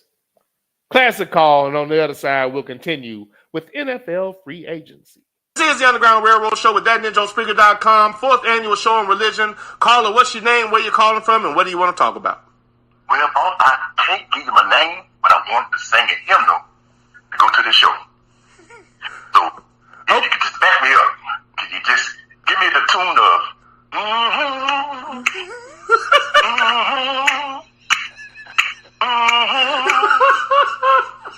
You got the animals 2 by 2, ox and the kangaroo. Got the artwork so tight, you don't sleep at night. Mama, son, dick and ham, tell the master play. Oh my Lord, Lord, Lord, Lord, Lord, Lord, Lord. Oh my Lord, Lord, Lord, Lord. Yes, Lord, yes.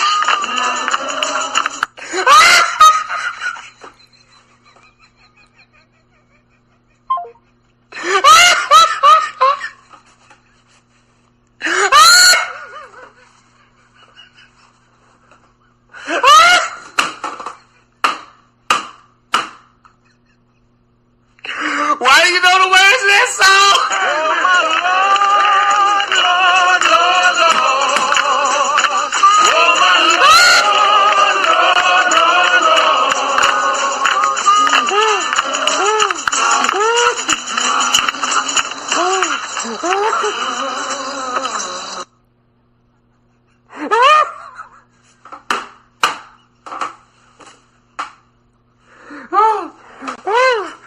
Why do you know the words? That was the first one.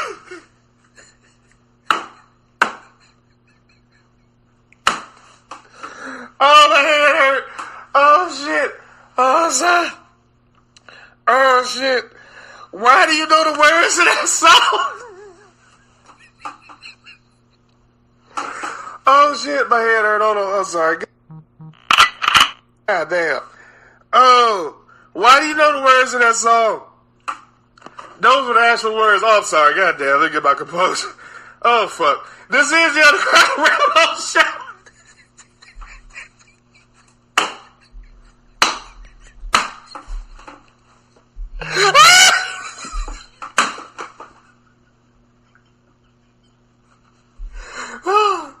Oh, shit. Oh, shit. Oh. Oh shit! I'm sorry. Hold on.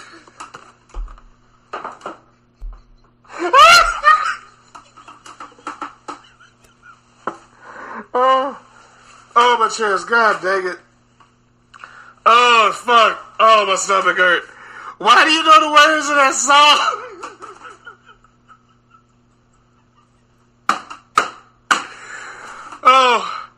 Oh, shit. Oh, sorry. God dang it. Oh, shit. Okay, where was I? JB Jimmy says that damn Grego. Now everybody's laughing at that damn phone call. Exactly. What the fuck? How did he know the words to that damn song? PNP. Boy, y'all are stupid. Man, that was funny as hell. Exactly. I was crying like a motherfucker.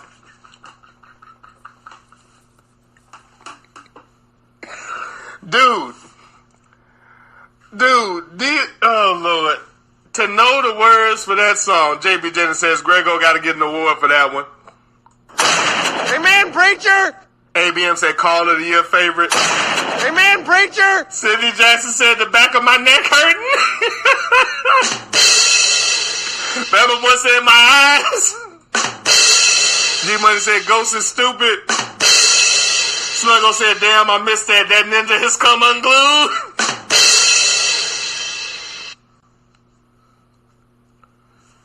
ABM said, I'm hollering.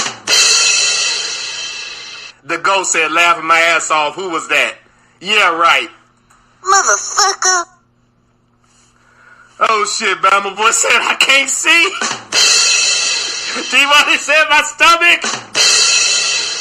JB says, Ninja, give that man an award pronto. Oh, shit. Oh, Ghost said, man, I've seen that movie 30 times. ABM said, I died on that song and he brought me back.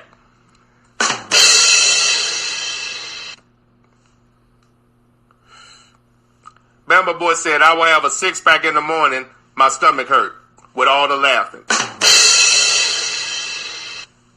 Bama Boy said, I'm sorry. Angry Black Man said it hurts laughing on a full stomach. G-Money said he ain't got no damn sense. PNP said this might be possibly the best day of my life at 2020.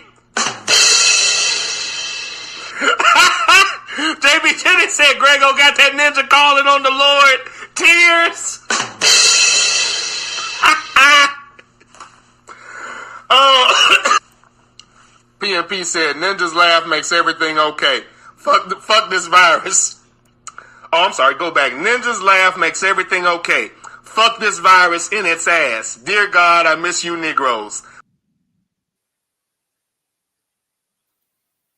Classic call from the great Grego. Classic call from the great Grego. Sluggo said, was Tunsil due a big contract? He may very well be another cap casualty. Man, I thought they had him locked up for a little while because I remember them signing him 2 or 3 years ago. I thought he was good. That's why I'm confused. But possibly. JBJ said, great impersonation, sir. Appreciate it, sir. Sluggo said, Nick has a better shot at teaching college kids Nick has a better shot at teaching college kids the intricacies of Excel, particularly the pivot table, than getting Militant Monday back. You know what? You may be right, but I didn't need you to say that, and that's not funny. Okay, I can't say that. It's hysterical, actually. But that was completely unnecessary, sir. No, I didn't need to hear all that, and nobody's laughing but you. Nick has a better shot at teaching college kids the intricacies of Excel, particularly the pivot table, than getting Militant Monday back.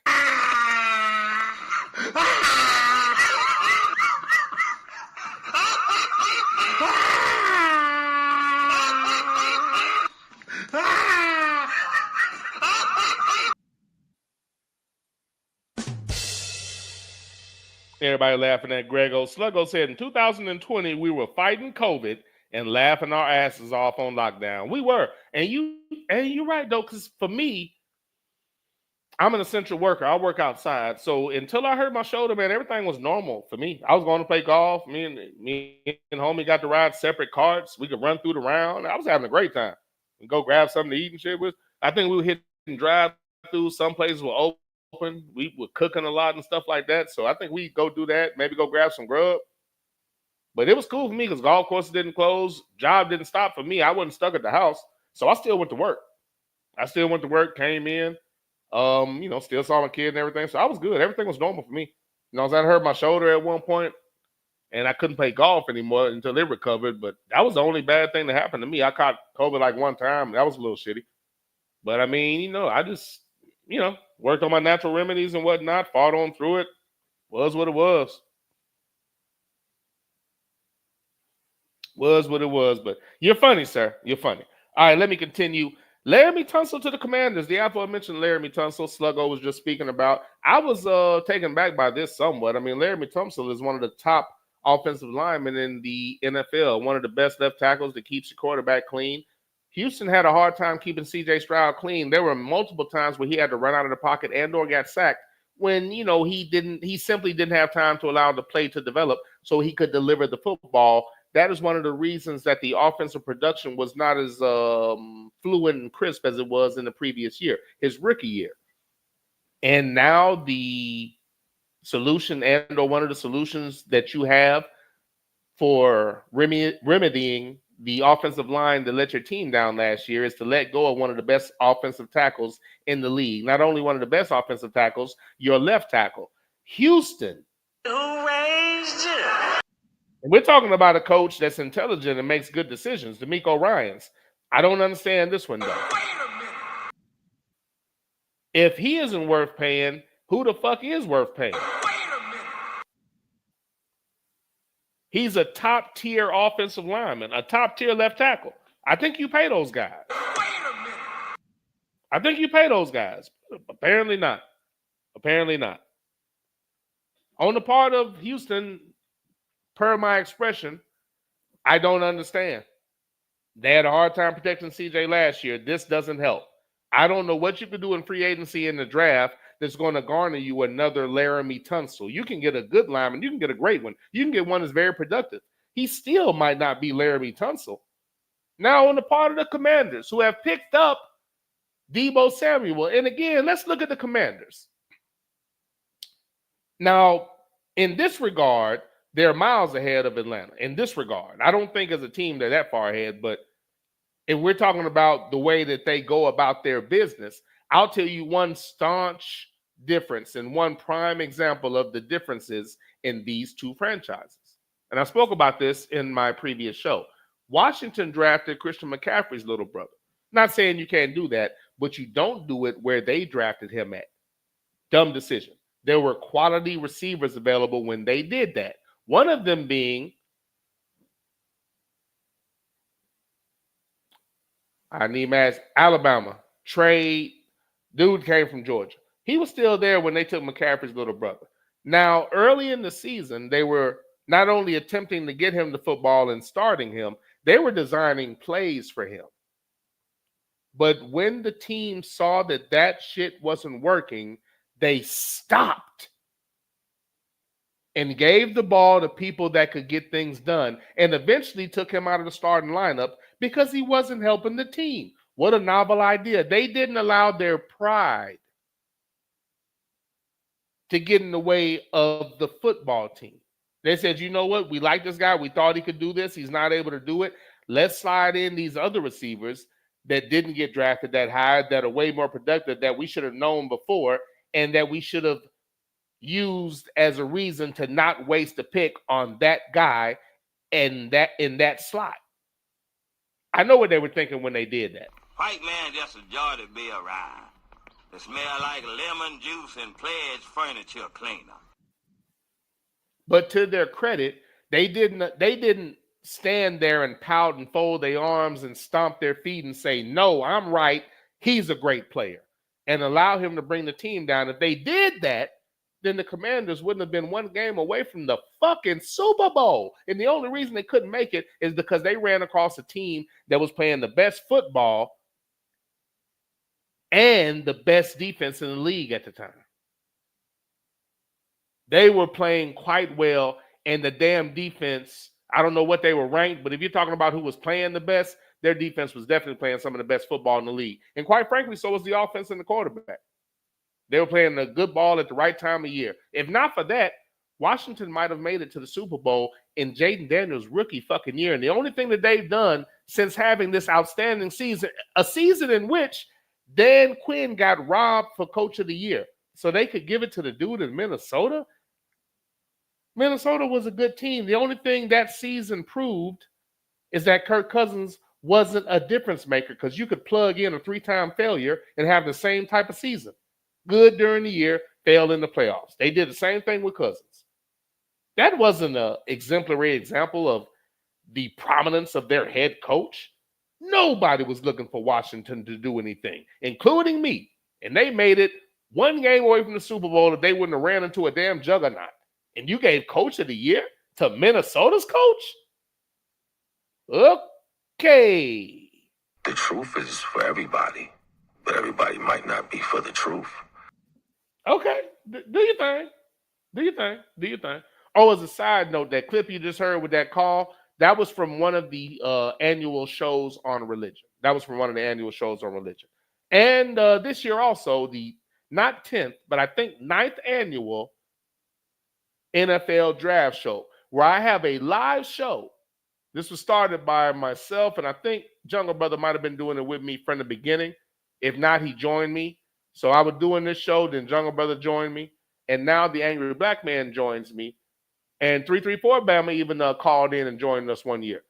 So I do a live show during the draft, give you my opinion. I'm not playing the draft in the background or some goofy sheep-ass shit like that.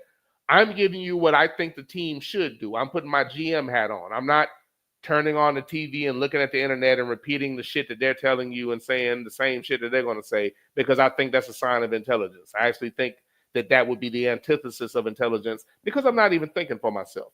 Sometimes the teams actually pick the people that I think they should get. And other times they do things like draft Zach Wilson when Justin Fields is on the board. But I have fun with it. Myself and ABN, we prepare our own draft board. We talk about what we think the teams would do. Sometimes we might even tell you, I think they're going to do this, but I believe they're going to do this, but they should do this, in my opinion. You know, sometimes we'll give you that. So in between when the teams are looking, we'll tell you what we think they should do. And again, I'm not playing the draft. I don't listen to anything they have to say. I'm always late on the pick coming up. I try not to look at the chat room because, you know, they announce it. I'm waiting to see it, you know, and they might announce it ahead of time. So we're waiting on the pick. And we just have fun with that, you know, either praising the team for making certain picks or destroying them and laughing, saying, what the hell were you thinking? Like when the Cheatriots took Mac Jones, and like when the Cheatriots took that guy from North Carolina that isn't worth a damn. Forgive me for hitting the microphone, but things like that. So for 9 years, at least 8, we've been covering the first round of the draft, giving our opinion on the draft. And we will continue to do that this year. And I'm looking forward to it as always. Preparation for the draft is what we're doing right now. Free agency, all the things that are the NFL and college football during the offseason, which I find very exciting because I'm a football nut. So the Commanders now have picked up one of the best left tackles in the league. And let's talk about this. Let's examine this. Let's think about this. They had a very good line for Jaden Daniels his rookie year. They allowed him to play. That's one of the reasons why they got where they were going. Dan Quinn coached up the defense with players he was familiar with that could run his system. That's coaching. Him not winning Coach of the Year is crazy. He knows what his system is. He knows who to plug in. He made that happen, and they were outstanding. They overachieved beyond anybody's expectations outside of possibly some Washington fans. And most of them, if they're being honest, didn't believe that they were going to do this. And he doesn't get Coach of the Year, and you don't give MVP to Lamar Jackson. These awards are going to mean less and less if you continue with these type of things. Back to football. Great move for the Commanders. They already had a solid line. That was my point in that rant. And now you pick up Larry Tunsil. The line is only going to be better, which allows you to run the ball, which allows time for Jaden to only do more. He's shown you what he can do. They're not going to hold him back with a goofy offense like Fields had to deal with for most of his career. They're going to allow him to continue to play. He's going to be in his second year after playing for an entire year and having a lot of success. And they're improving in parts of the team. Don't know what the Giants are going to be yet. And I'm not confident they're going to pick up the right quarterback. Dallas has all the potential in the world, but they have an owner that's in the way. They didn't reassure the offensive line. They didn't grab more receivers. They didn't even reassure the running back position when there were so many free agents available, or they didn't at least play the people that could have helped. There were so many things that they did wrong. And it all leads back to Jerry Jones when he got rid of Jimmy Johnson back in the day because they couldn't agree on what to do, even though they were winning. If there was ever an example, a prime example of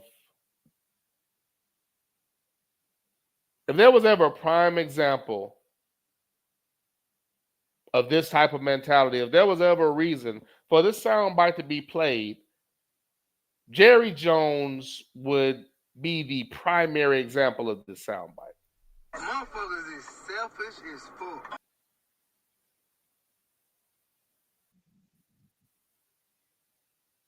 And actually, you know what? Not even that one. This is a better example of the Jerry Jones mentality. Come on, man. That's a brittle spirit. That is a brittle ass spirit. You win in Super Bowls, but you're arguing with the coach because he doesn't want to do some dumb shit that you wanted to do, and now you're going to fire him? Okay. Come on, man. That's a brittle spirit. That is a brittle ass spirit. But back to the Commanders. Just thinking about the division. Of course, you have the Super Bowl champion Philadelphia Eagles, and that's who put them out of the playoffs last year. Of course, you have them. But what are the Giants going to be? What are the Cowboys going to be? We don't know. But we know they have the best team in the league right now, the Eagles, right there. And they were right there fighting with them to the end again. But that damn defense, the entire team was playing ball, but that defense wasn't going to allow them to do much. And this is a team that was making things happen. And once again, they didn't necessarily have the best personnel. Now you've picked up a player that can extend the career of a Terry McLaurin even further. Comparable receivers, and now again, the number one, now your number one is now your number two or your 1B. Your 3 is your 2, your 4 is your 3. This improves your receiving core all the way around. And again, they have a productive offense. The OC hasn't went anywhere from what I understand. So they're still going to have that continuity, and they damn sure believe in themselves. And anybody that's calls himself a football person, believes in Dan Quinn after what the hell he did. So great pickup for Washington. Continues to impress in free agency. We have not made it to the draft yet, ladies and gentlemen. There are more free agency moves that can be made. The draft is coming. And I'm not aware of how many picks they have in what spot. But if I remember correctly, I think they have a first rounder. And if they don't, you can still pick up players later in the draft. They're still free agents. Free agents, especially older free agents, want to get a good amount of money, but they want to play for a contender. Washington's a contender. It's going to be interesting, but excellent for Washington. Houston, I don't understand. It's hard to replace a Laramie Tunsil. It's just like Fields. You're just not going to snatch up another Justin Fields despite this coverage you're getting from the mainstream. It's crazy to me. Devontae Adams to the Rams. Not a lot to say about this. I guess he's getting his money. And within the framework of that offense, he should get plenty of action. So good for him. Wouldn't have been not my choice for just my fandom. But, hey, if it works for him, I love it. Devontae Adams to the Rams. And that's going to improve them as a team, although I think they're limited with that quarterback and that coach. But we'll see. Pros. He improves the teams. I think Stafford, though, can only do so much. He is a decent quarterback, but I think him and, again, the coach, tad bit overrated. Now, with a Devontae Adams there, that should make the other guy that they really like, that's going to make him shine in the number 2 role where he kind of needs to be. Or it just makes your number 1 your 1B. So, again, it improves the retired receiving core. This is a great move for the Rams. Just as a fan, I wish he would have went somewhere else so I could have seen him with a quarterback that I wanted to see him with. But as far as the move for the team, it's smart. And for Adams, I'm assuming they gave him the bread he wanted. Probably a temporary deal where he can once again make a move if he wants to and go to the highest bidder. He's betting on himself to a degree, if I had to guess. So Good for Devontae Adams. And again, that's going to improve their receiving core, just not a team I'm a fan of. The other move, Josh Sweat, a man that was easily the defensive MVP of the Super Bowl, and that's saying a lot with the way the Eagles defense played. But Josh Sweat inappropriately touched 62 for the Kansas City Chiefs for the entirety of the game.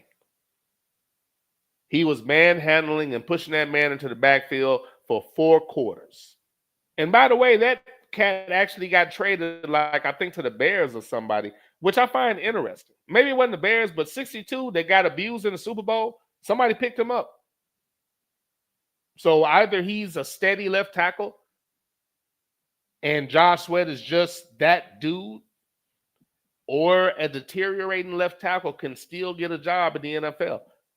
Because that punching bag, that speed bump, that molestation victim known as number 62, the left tackle for the Chiefs in the Super Bowl. I'm sorry, the Chiefs in the Super Bowl. He was as restrictive. He was as restrictive. He was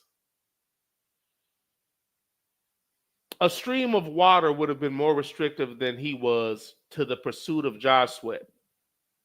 Amazing that man got picked up. But Josh Sweat is signed to the Cardinals. Now the Cardinals have much needed pass rush to put pressure on the quarterback, disrupt the play, help out your line and linebackers and your secondary by getting to the quarterback, throwing the timing of the playoff, and possibly getting them on the ground and or causing a turnover. Much needed pass rush to go along with what they have. Again, this type of player magnifies the rest of your defensive line. There's still more free agency to come along with the draft. Nice move for the Cardinals, who again, unlike Seattle, aren't giving up and quitting on their team. And with Seattle seemingly giving up, I think that's going to help them out. The Niners were almost at the bottom of the division. There's nothing special about them, especially with them losing a Deebo Samuel, despite the coverage you may hear. Arizona could come out of this really being the team to watch. So interesting NFC West next season. It will be interesting. This is the Underground Railroad Show discussing NFL free agency, and I have some other things that I want to discuss. Let me read the rest of this chat, and I'll speak on a few more situations concerning football. Then I think I'm going to jump into something that ABM brought up, and I want to give an opinion on that.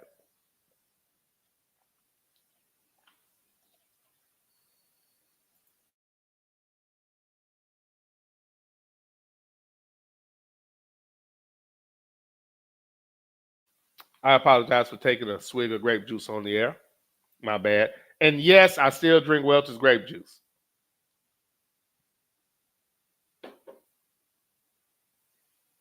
Sluggo said, only the Falcons pay a left tackle when the right tackle is more important for a left-handed quarterback.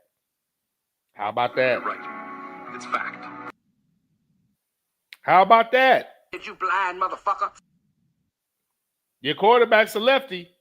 Perhaps you should prioritize differently according to your personnel. Amen, preacher. Great point, sir.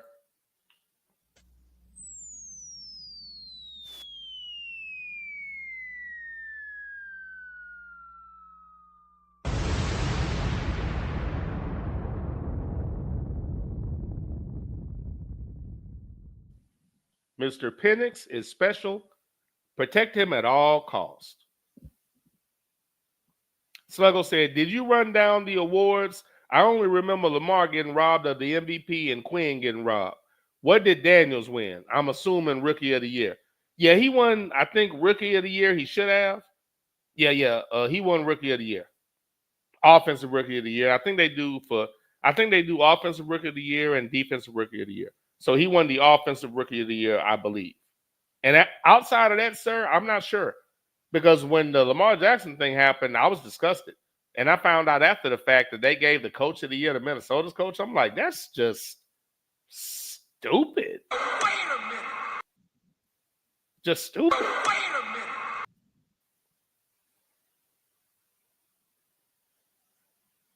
Sluggo said, if I recall correctly, Washington had a ton of cap space, and they're using it.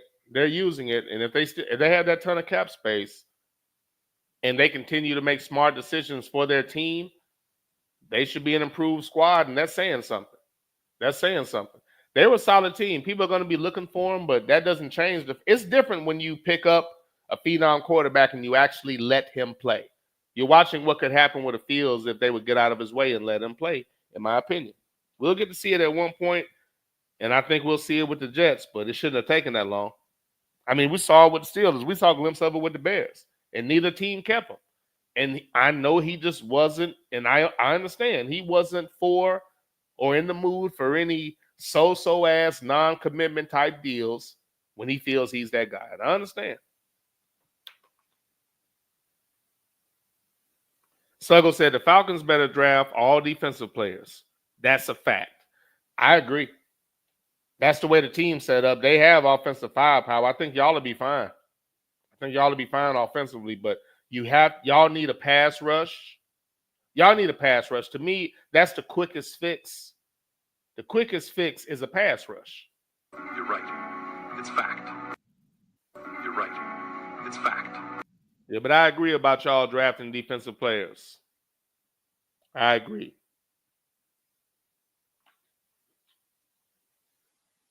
Sluggo said, did Cooper Kupp get released? I don't think so, but he might have gotten traded or something. I think I remember maybe he went somewhere or some shit like that. But you're right, though. He might not be on the team anymore because I was surprised if that. I don't know. We'll see. We'll see. If he is there, he'll get some more looks now. But I'm not sure. Which one of those cats was in like Carolina? Is that Cooper Kupp or is that like the other one? I can't remember where he was at. I think he was in Carolina, if that's what you're saying. If he got released, then that's interesting. I guess they didn't want to pay him, which means they never really wanted him in the first place. But I'm not sure about that, sir. I have to look it up right quick. Sluggo said, I do remember hearing something about Kupp's wife bitching that the team was planning on moving on. Never good when, to me, that, and again, they could just try to ask questions, but you should understand it's not your place to talk about that. If I'm not saying anything, that's not fine. I need you to find something to do. Hopefully we got kids. If not, I got enough bread where you can run a business and everything, but I don't need you discussing my business. Not at all. And that's just outside looking in. But it could be a situation where they were somewhere and asked her a question. Well, how do you feel about this or whatever? But I don't know. I can't give the media credit. They're one to take a couple of words and write anything. They have no credibility. JBJ said, Welch's grape juice. And listen, I don't agree. Hey, listen, man. I don't agree. And this is the Underground Railroad Show. And since you laughing about the Welch's grape juice, let me give you my latest in the adventures of my dietary choices that my passengers find amusing for some reason. In the adventures of my dietary choices that you find amusing, I'll give you the latest. Not that I've done anything in particular. Although the great TSA did figure out what she wanted to make on the cooking date. She wants to do roast, which is one of my favorite meals, so that works with me. So we're going to hook up a roast. The more I think about it, I'm either going to go get a pressure cooker or a crock pot. Mom's was supposed to bring me one of hers, and that's what I was going to use, and she forgot to bring it. So now I either need to go buy one. I could go oven and, do the bag and everything, but I'd rather go. I don't know. I'll see. I'm thinking about going and getting a pressure cooker. That'll be the excuse for me to go get a pressure cooker, so I just may go do that. I don't understand. I think it was ABM had something to say about the Welch's grape juice, and now you have something to say about it. Now, I get jokes, but how does what you're saying about Welch's grape juice apply? And unfortunately, sir, well, wait a minute. You know what? Let me make sure, because I do have this folder. But yeah, the folder thing's cool. Okay. The folder thing works. But I disagree, sir. I don't understand that reaction when I speak about the great Welch's grape juice. Do you understand the essential vitamins and minerals that are within the framework of that juice? Do you understand that if you neglect to take in the proper fruit or vegetable intake for that day, that can level you out? say you don't necessarily eat fried food, eat terrible, but say you eat some rice, maybe with some vegetables in it and some type of meat, you know what I'm saying? That's not necessarily a really full portion. You can level things out with that awesome product that has not, and let's speak about and give credit. And I'm sure it's owned by some fucked up people that did some fucked up shit, but let's talk about and give credit to a product that has stayed consistent throughout the years. I was buying Welch's Grape Juice when I was a young man, cutting grass and a little bit of bread I had. I would go buy that and buy some Gatorade and a couple other items that wasn't part of the grocery list. And grape juice is one of the things that I'd always buy back in the day when it came in a glass jar. But the taste has not changed. Very few products have stayed the same and consistent throughout the years. Let's give credit to the great Welch's Grape Juice. They haven't changed. Now, they make a watered down version you can buy, but they didn't stop making the original. That's all you can ask, right? Very disrespectfully, JBJ said, Welch's Grape Juice. And he's gay. And he is gay. I just don't understand that take, sir. I don't get it. And he's gay. And he is gay. Oh, thanks for asking. ABM asked that. Okay, and thank you. I meant to bring that up. Sluggo said, how has post-surgery been, sir? Is she recovering nicely? Okay, Sluggo is referring to moms. Moms had foot surgery on March the 4th. On March the 4th.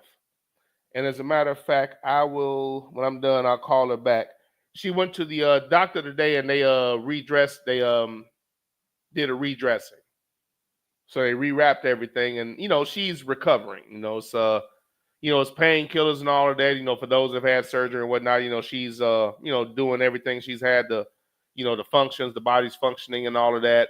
So that's a good thing. It's just a matter of, recovery and allowing it to heal and dealing with the discomfort. But the recovery is going as smooth as one could ask, sir. Thank you for asking that. It's going about as smooth as one could be expected. Doctor was real happy with the way the foot was set. You know, he said he saw a little bit of arthritis in there and he got that out.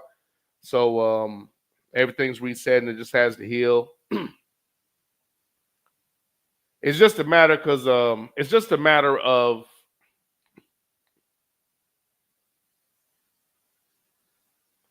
moms doesn't like to sit still. And I know after a while, I know how she is. So that's the part that I'm a little worried about because she's going to have to sit still for longer than I know she wants to. But, other than that, it's cool. Everything's going cool. But I know she's going to have to sit still for longer than she wants to, and she's never been good at that. So, then there's that. Thanks for asking, though. Everything's been fine, sir, as well as can be expected. 334 said, yep, Sluggo, he got released. Okay, he did. 334 said, how you feel about Grady Jarrett? I think the Falcons lost somebody. And Bell he's saying released. I can't remember. Sluggo said, not in America, Nick. These clowns might have everything in that container, but essential minerals, etc. You're funny, sir. He said, not in America, Nick. You talking about me and the Welch's? Hey, man, let me enjoy my Welch's grape juice. Are you fucking kidding me?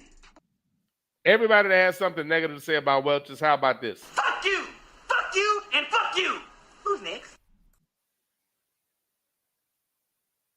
Sluggo said, 334, I don't get how you let go of one of your more productive players, but refuse to trade Kirk Cousins' contract. I'm sure he would have worked with them. Yeah, I agree.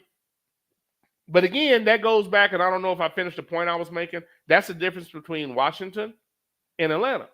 Washington didn't allow their mistake with McCaffrey to hurt their team for the rest of the year, and as a result, they almost went to the Super Bowl. The Falcons are doubling down on their mistake because they don't want to admit they made a mistake, and you're going to allow Kirk Cousins to hurt your team during the year by not making the playoffs, and he's hurting the team now because you're losing good players just so you can hold on to him so somebody can say it was the right decision. Something wrong? Yeah. It's just too bad you don't know what it is. Brother. Are you fucking kidding me? 334 said exactly, Sluggo, and Cousins is due money if they don't release him by Friday. I don't understand, man. I don't understand. They obviously like him a lot.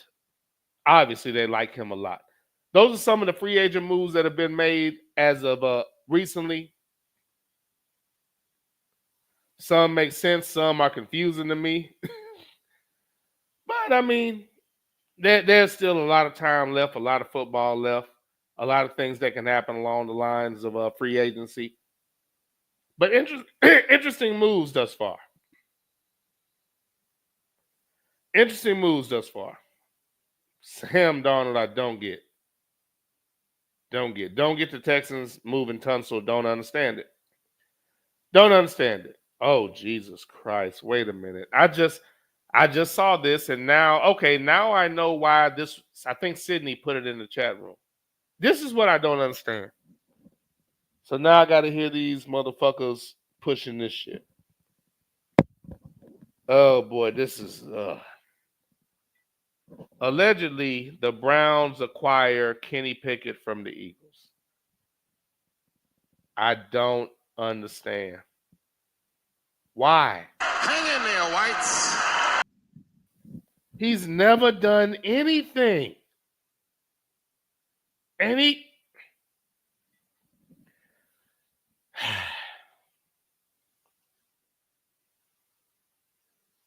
He's literally never done anything. That's just crazy. With everything the Browns have, why the fuck would you? You know what? I'm just gonna. For the Eagles, that's great. He was irrelevant anyway. For the Browns, what the fuck are you doing? You let go of Winston to pick that motherfucker up? You have DTR and you picking this failed motherfucker up? Boy, some people get to fail up. That shit's amazing. Kenny Pickett going to the Browns, acquired from the Eagles. I understand it on the part of the Eagles. But the Browns? The fuck are you thinking about? You blind motherfucker. You blind motherfucker. I don't know what the hell you looking at. Hey, Cleveland. You've been had. You've been took. You've been hoodwinked. Bamboozled. Led astray. Run amok.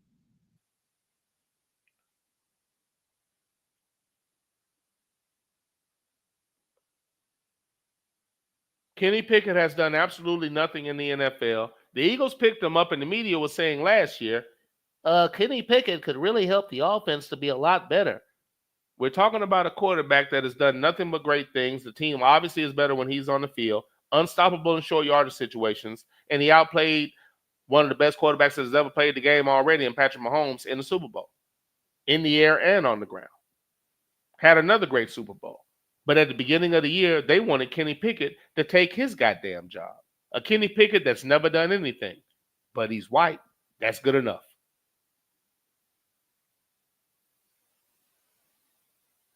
He had to go win an entire Super Bowl just for the media to stop trying to push that damn narrative. And that still didn't stop them from not giving him credit. Because it's not due. No, not that. Because they didn't pick him. And these childish, goofy, poorly trained and or raised people would never admit and say something that appears to be against everything they believe in. 3 words. I was wrong. Here's my reevaluation due to the information that is available to me right now. I don't think I've ever heard that from any of these motherfuckers. The only thing that they do is justify their incorrect prediction and throw a tantrum when everything that's in front of them screams that you are wrong. Another reason they'll never have credibility. They're like petulant children. Kenny Pickett going to the Browns, so now I have to hear the mainstream media talk about how he needs to come in so the offense can be motherfucker. Hang in there, Whites. Hang in there, Whites.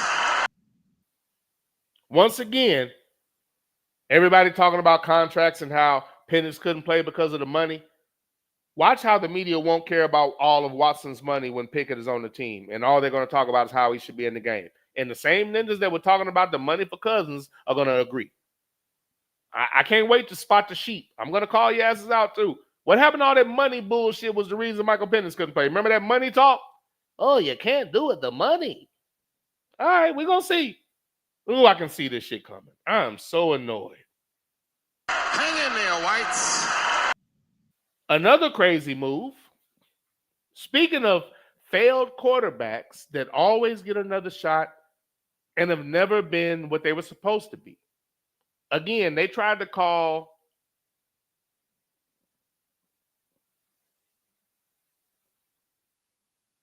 former Alabama quarterback Bryce Young a bust.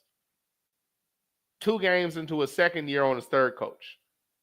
Zach fucking Wilson, the man that the Jets took over Justin Fields. Let me say that again. The man that the Jets inexplicably took over Justin Fields, who couldn't beat out Bo Nix, is now signing with the Miami Dolphins. Jesus Christ, Miami. Hang in there, Whites. So now you're going to bring in a quarterback in the offseason so he can be ready, but it's him? Did you keep Huntley or did you let him go? I don't understand. Why come Huntley can't get a first chance and Wilson's getting his now, what, 3rd, 4th, 5th fucking chance with absolutely no media coverage whatsoever? Jesus. Must be nice. Zach Wilson goes to the Dolphins. Boy, did it free agency's interesting. Some of these moves, with all of the quarterbacks available, I don't know why you're bringing in Zach Wilson seemingly to be the backup. I don't understand that. Handle your business, though. Come on, man. That's a brittle spirit. That is a brittle ass spirit. I'm assuming 334, Sluggo. I'm assuming you're not happy about Jarrett going to the Bears and no longer being on your team. I'm assuming that's a bad thing.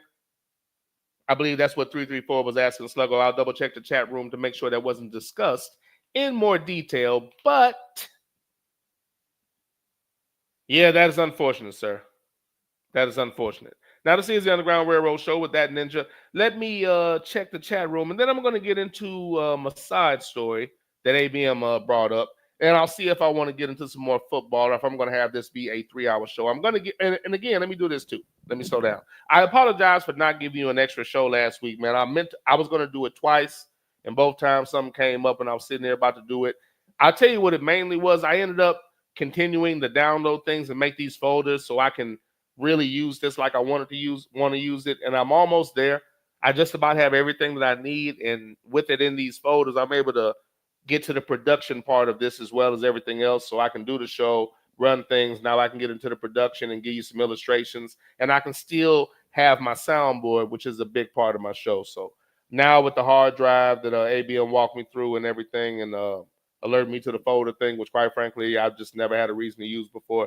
Now I'm able to do that, and plus I have all of my shows. So right now, they're still available on Spreaker, That Ninja, the Underground Railroad Show on Spreaker.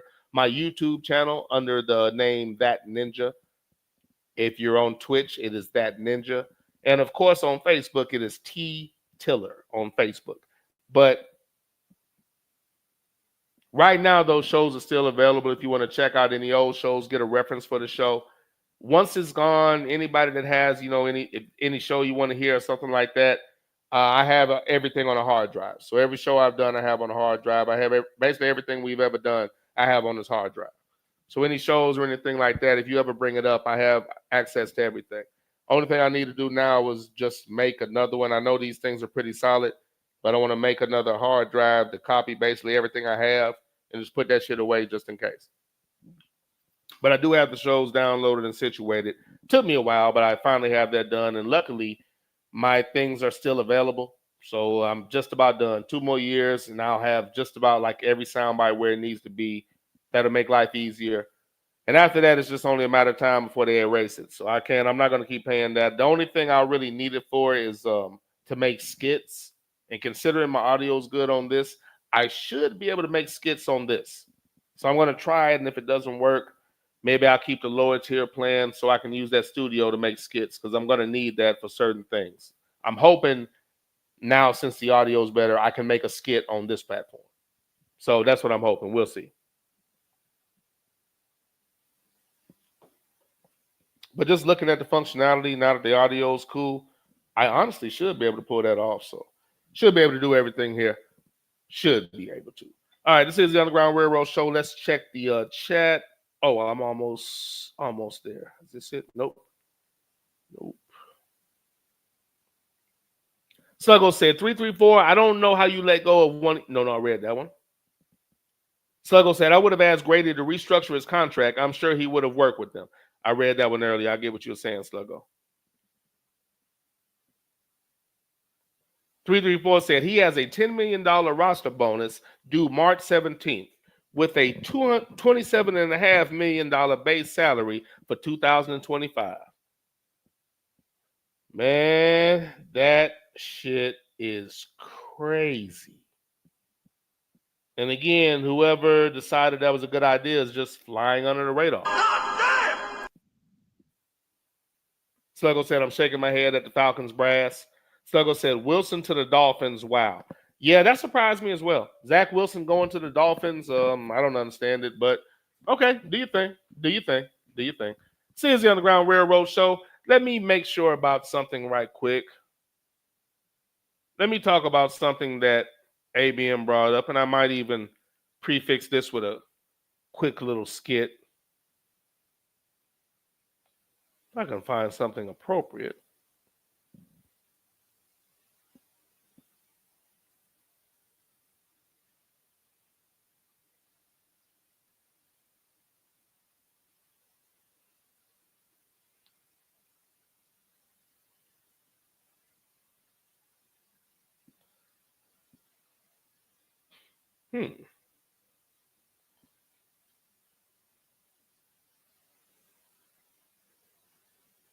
Ooh, yeah, definitely. Sorry, just finalizing some things. Let me one story I want to get into. Let me get into this one story. And let's get everything in position for that. Let me get into this one story, and then we'll go from there.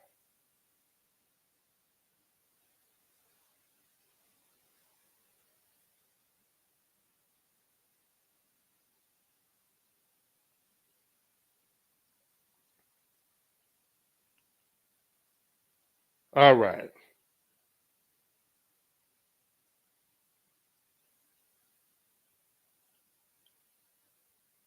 All right, let's get into this. As a matter of fact, I might prefix this right quick.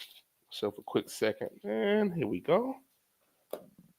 And let's see. Is there anything I can tell you what? 1 second here.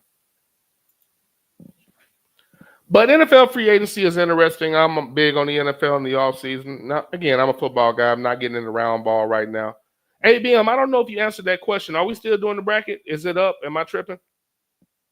And if you did answer that question, I was slipping and kind of forgot that I asked you. So remind me, sir, are we doing that this year? Are you not fooling with it? What's going on with the bracket tournament for March Madness, sir? Let me know.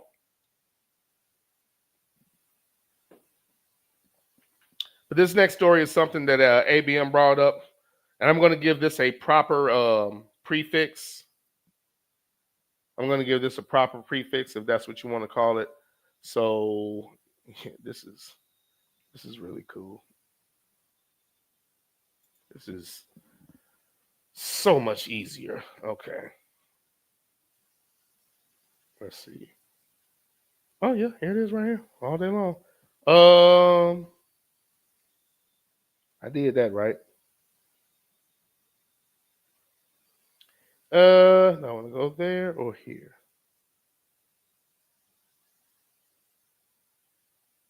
Oh. And I'll tell you what. Oh, as a matter of fact, no. This makes more sense.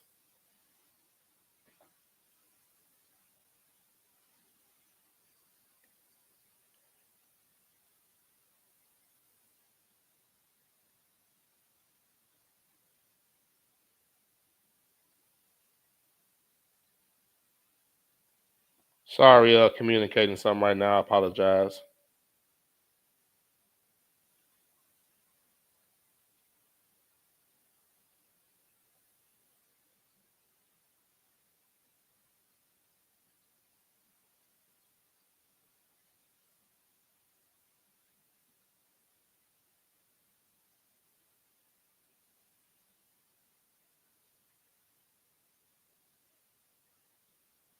My apologies. All right, let me give you this prefix into this story, and this prefix kind of lets you know. And this, as ABM talked about with StreamYard, it doesn't show you the time on here, so I guess this would be my little skit or whatever. But again, we can't play things that are not sanctioned, so these are all skits that I made, so this should be fine. Let me give you this little skit that's going to lead into the story I'm about to give you. This story was given to me by none other than Doc Bell, a.k.a. the Angry Black Man, a.k.a. ABM, a.k.a. Light Skywalker, a.k.a. Gregory Abbott, a.k.a. Sarge from A Soldier Story, and Danny Glover's Pops on A Color Purple. Looking forward to giving you the story. Thank you for the assist, ABM, from A Basketball Guy. Thank you for the assist. And I will prefix this story with this. This is the Underground Railroad Show, and I will see you on the other side of a classic skit. Once again, from one of my annual shows on religion. This skit is from a episode entitled Shop Around. Man, this is crazy. So many options. All right, let me check out another door, man. I don't know if I'm going to check out all these religions, but I got to weigh my options. Let's see. This door seems to have extra locks on it. Catholicism.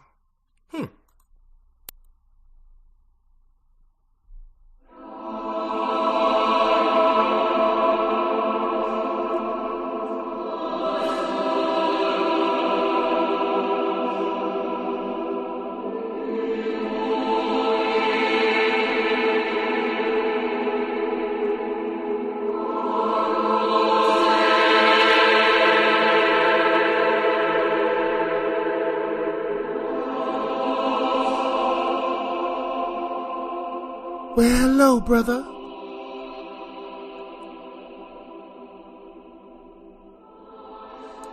Hi, friend. Welcome to the Catholic faith. Hey, man, what's going on? Not gonna lie, this music is a little creepy. But, hey, man, I'm just checking these religions out. What do y'all have to offer?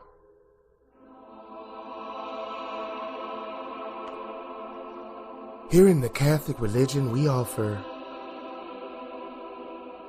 the church as the body of Christ.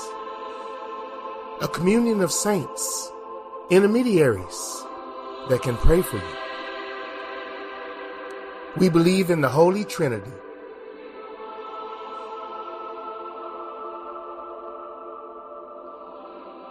Here at the Catholic Church, you can also confess your sins and be forgiven.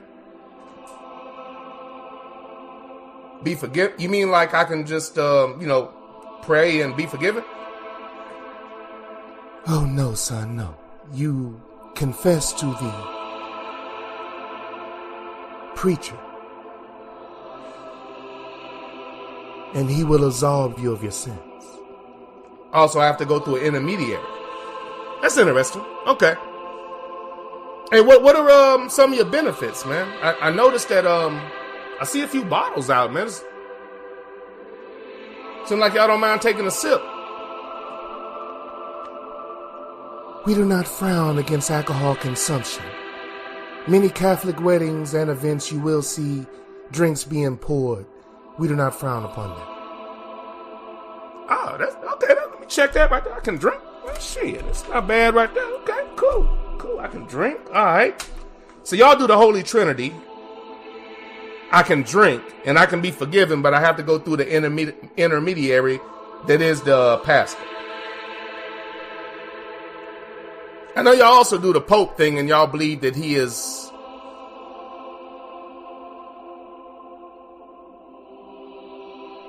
without fail.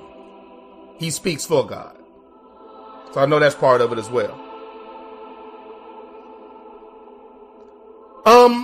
Let me ask you this. Are there any more benefits? I see that I was just dealing with the Islamic faith. Are there any pilgrimages I have to take? Do I have to take a pilgrimage anywhere? No, brother, that is not warranted in the Catholic religion. Although you are required to confess your sins. Okay, so I heard that the pastors as well they're not allowed to be married, and quite frankly, I've heard about a lot of misconduct in the Catholic Church. So I guess, if you're someone of low morals, one of the benefits would be that criminal activity is swept under the rug. That's the one thing I can't get past. Although I will say the alcohol thing, being able to drink, that's pretty cool. And you can get absolved of your sins. You just have to go through an intermediary. That's interesting. The whole child molestation thing, though, that kind of bothers me. Well, that is something we discuss every year, and we're working to correct that. Man, I would think you'd have a little more to say about that. But okay, that's interesting. Okay, so benefits, I guess, unlimited child molestation and all the alcohol you can drink, and I can get forgiven for my sins if I go through the intermediary to talk to God for me. And I can pray to saints, and the saints are going to pray for me once I pray to the saints. The saints thing is unique to y'all, right? Okay, I just wanted to make sure. So nobody else was offering saints, so y'all are offering saints as well. So I can pray to the saints, they pray for me, and I confess to the child molester about what I did, and he can forgive me. Okay, cool. All right, man, I'll consider it. Y'all have a few things, but not gonna lie, man, I'm very uncomfortable with the whole child molesting thing. Maybe y'all can work on that first before I consider your religion, but thanks for the time.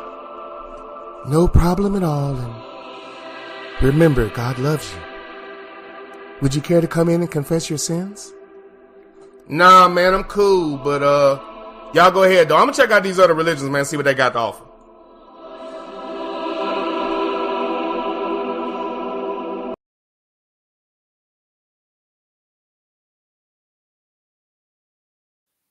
This is the Underground Railroad Show with that ninja on Spreaker.com. Classic skit right there on the annual show on religion. The show is titled Shop Around. This next story, thank you for this assist, ABM.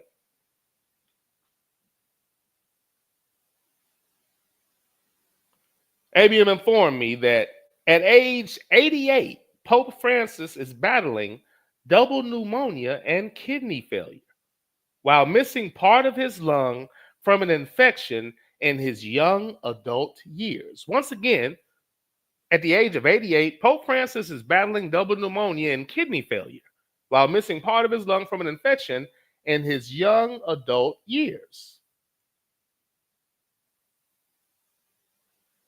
Now,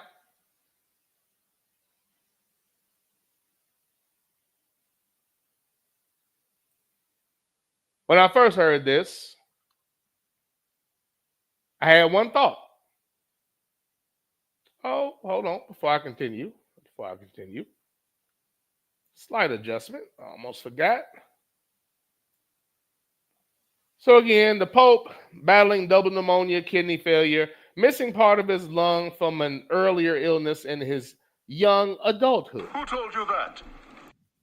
I actually read up on it, but that's what I understand the situation to be. Now, considering the morals and or lack thereof and or the motto or normal lingo that gets thrown around Catholicism, one of these being, that's a nice muscly throwing on you got there. If you get sweaty and want to take your shirt off, that'd be just fine. Make sure you stretch out those creamy hamstrings. When I heard that this man was ill and battling a disease and obviously probably in a lot of discomfort, I had one thought. God damn anybody who doesn't go fine at work. You have to understand, this man is the head of a pedophile ring. It's amazing how it just gets swept up under the rug and it's cool. This is the largest, longest running pedophile ring in the history of mankind, bred from the Roman Catholic Church. And if you know anything about that motherfucker, you would understand why this Catholic Church is so goddamn sick.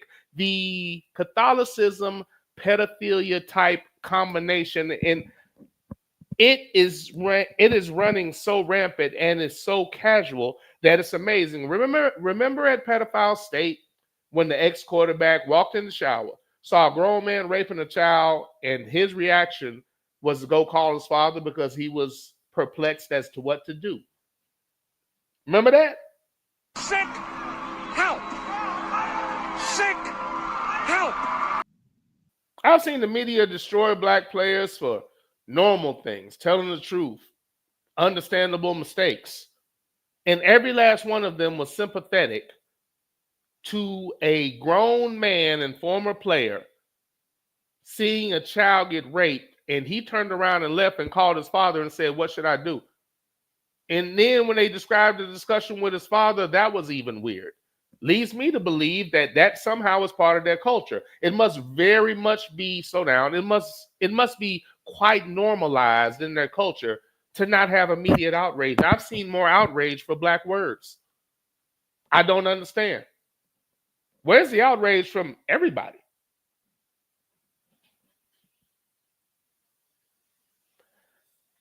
I can recall this statement, and I don't live there, I can't say, but the Freaknik in Atlanta, which unfortunately I never made it there. I never made it. But I've heard from multiple people, some agree, some don't agree, that they say it just had to stop. It was out of control. It was too much. They had to stop it. They had to stop it. They had to stop it.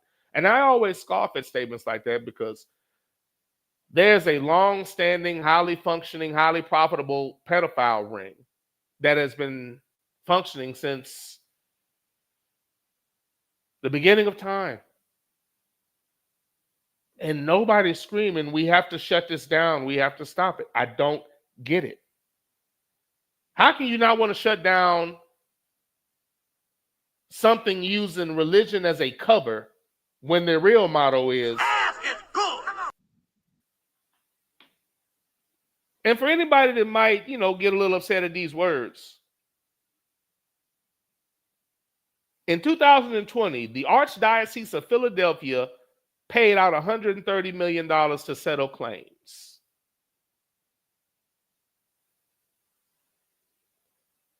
In Los Angeles, over $888 million was given out to 1,350 victims.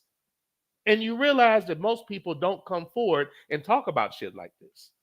And so most people don't come forward and talk about things like this. And you have to understand that there's accountability. This is the end all be all. The Pope is the intermediary between them and God. He speaks for God. He's infallible according to them and their beliefs. Therefore, he's in charge of this. Therefore, he's the leader. So the leader of a pedophile ring going through a painful disease and fighting for his life, I'm not saying, but I'm just saying. Jesus, wow, come on down and kill that honky Jesus. As of the 1980s, the U.S. dioceses have paid out $4 billion to victims. And yet and still it continues. To go further, for anybody that might be offended by what I'm saying right now and do that, what I like to call colonizer technique, and you deflect. If you're not offended by what I'm talking about, something's wrong. I think that's the problem right there. I guess it's just ingrained in their culture. But much like the former quarterback of pedophile state with the red hair that saw a child getting raped and didn't know what to do. Let me say that again. Saw a child getting raped and didn't know what to do. The media was like, yeah, I understand. What the fuck happens in y'all's house? You've been had. You've been took. You've been hoodwinked. Bamboozled. Led astray. Run amok. By 2002, it was estimated that the Catholic Church had paid about $1 billion in legal fees. We're not talking about the payouts. Legal fees. And on top of this, there was a meeting amongst the leaders of the Catholic Church. And amongst the leaders of the Catholic Church, they could not get a... Listen to what I'm saying, and let me slow down. They couldn't get a majority vote on this. They couldn't get a majority vote on if you molest a child, you get kicked out of the Catholic priesthood. Let me say that again. They couldn't get a majority vote on if you molest a child, you have to go. Out of all the leaders, they couldn't get the majority of them to vote yes on that. Sick help. Sick help. Woo, Jesus. So if somebody rapes a child, and because I think people gloss over words, anally penetrates and traumatizes a child, whether anally or orally. Doing it under the guides of the Lord. And there were priests in that circle that said, hey, you have to understand there are certain situations, they don't want to be harsh. We should forgive.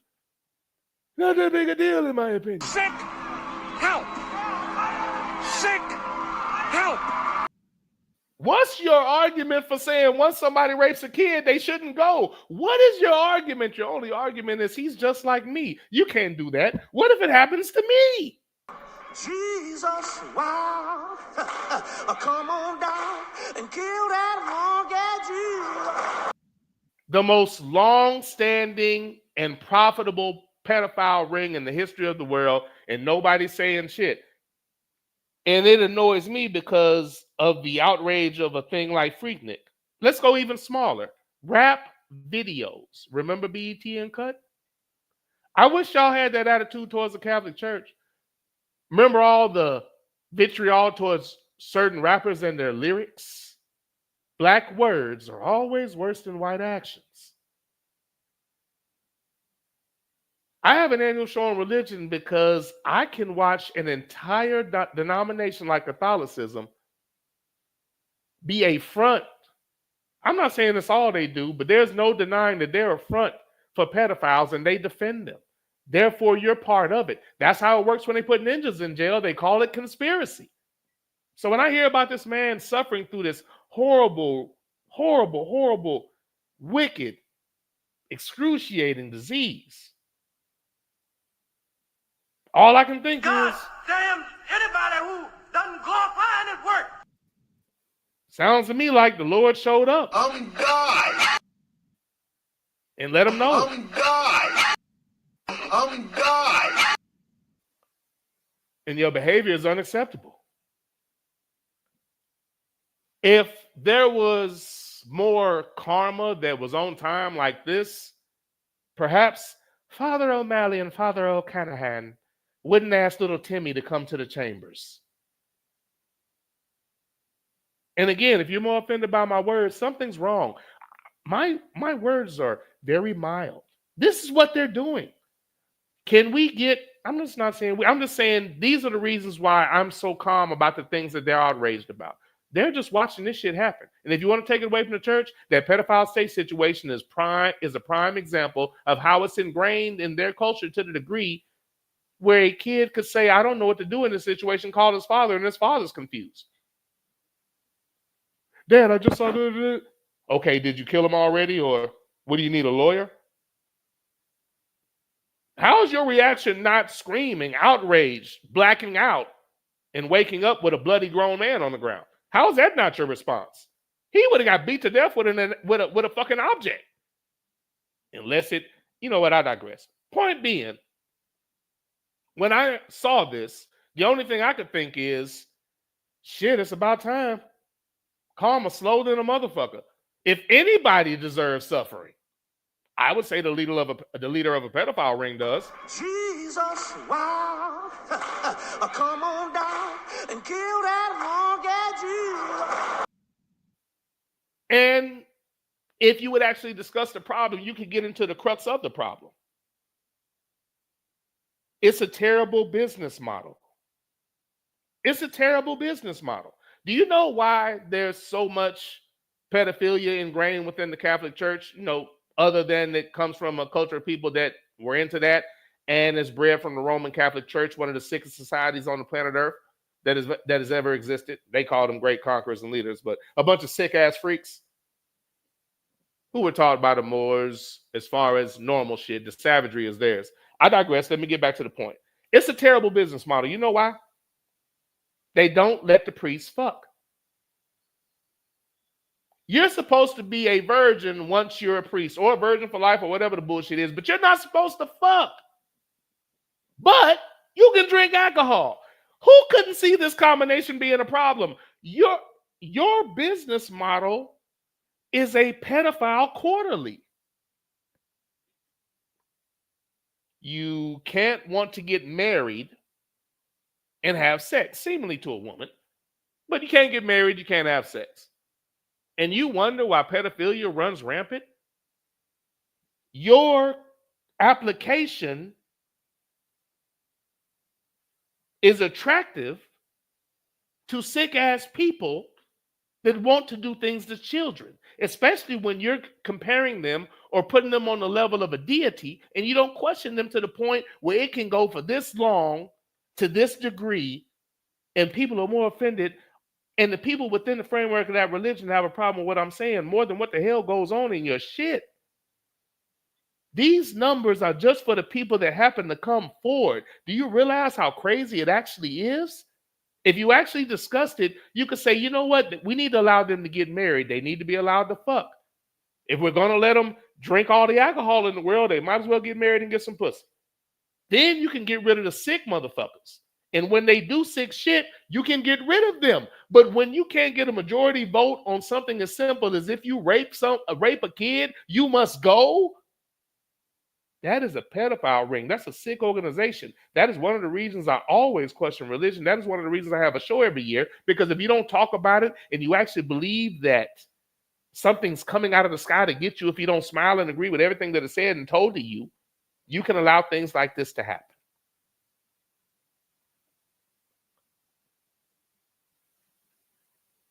Obviously, I'm not saying that the Lord is doing this, but if he was, good job. Woo, Jesus. Once again, when the church's motto is, that's their motto if you won't vote out a damn rapist. When you just keep relocating them. When you pay out all of this money because I'm not giving up these children. Things like this are why I'm so hesitant to be outraged by things that the mainstream puts out there, because I realize and I'm aware of the things that they ignore.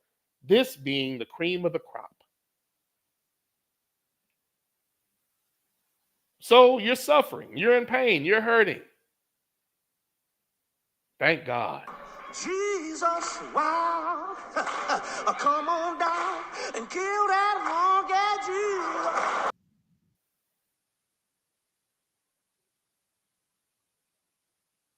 When I have to hear, again, when I heard about this report from ABM, I almost got emotional. God is good. God is good. God is good. If you just believe in him.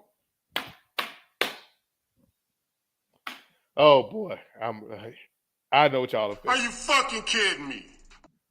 I'm just saying, sometimes he shows up. I'm God. Said, hey, man, think you can stop the anal penetration thing? I'm God. What if every pope that comes up, just catches a horrible disease and it just continues until they decide to stop pinning down and anally raping children? Wouldn't that be great? I'm God. I can believe it in, buddy. I'm God. I'm God. Because if I was around that and I was aware of what was going on, tell him, Ray Cal. I would have bodies upon bodies upon bodies under me. I would have bodies upon bodies upon bodies under me. I'm God. I would have bodies upon bodies upon bodies under me. I'm God. I would have bodies upon bodies upon bodies under me. Incredible. But final words for the Pope and what he's going through. Jesus, wow. Come on down and kill that hog at you. You know what? I lied. Final words on the Pope and what he's going through. And everybody within the leadership of the Catholic Church that allows this to happen and says nothing. But you're outraged about rap music. You will be discarded in the prisons of hell. Huge pedophile ring. Nothing said. You will be discarded in the prisons of hell. This is the Underground Railroad Show with that ninja on Spreaker.com. Let me read this chat, man. We're going to get ready to pull this train into the station shortly. Hold on, what am I looking at here? This and that. We're going to get ready to pull this train into the station shortly. Let's see where I'm at. But thank you for that story, ABM. I find it quite disturbing. And it just reminded me of what goes on under the radar and this fake outrage and this false indignation and all of these things you're allegedly outraged about, but something like this can happen right up under your nose and you do nothing. This is not alleged. This is not a rumor. This is not some type of wives' tale. This is not Aesop's fables. This is in your face. Pause. Uncomfortably true, but pause. And you somehow rationalize it and move on to something some ninja said that's true that bothers you. Clean up your own house. It's full of blood and feces. That was graphic, but it's a hell of a lot more graphic to all of the kids that have went through it and nothing happens. Because they think this motherfucker is infallible. God's right hand. God damn anybody who doesn't glorify in his work. Okay. But to the Catholic Church, Catholicism, and all of its followers, people that might be offended by this, but you're not offended by the acts that are committed, and you start saying it doesn't happen like that everywhere. That's not the point. It happens at a higher rate than anything that gets complained about out here in the real world, especially black men not supporting black women. Do something about it. Stop watching us. You've been had. You've been took. You've been hoodwinked. Bamboozled. Led astray. Run amok.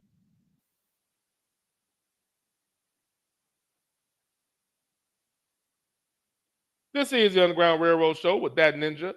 And let me catch up on the chat. Here we go. Where we at? Sluggo said, yes, Ninja, that's a bad thing, especially when they refuse to listen to offers for cousins. Ninja, what? This was held in review by the chat police. Had to use Ninja. Oh, I got you. Okay, yeah, the chat police. Yeah, I hate the fact that well, I mean, y'all are clever and intelligent, but I hate the fact that the chat police won't allow you to say things like, What? Nigga, please. What? Nigga, please. 334 said, I'm the three-time tournament bracket winner. You know what? I think you have called that out. You know what? That's facts. That's facts.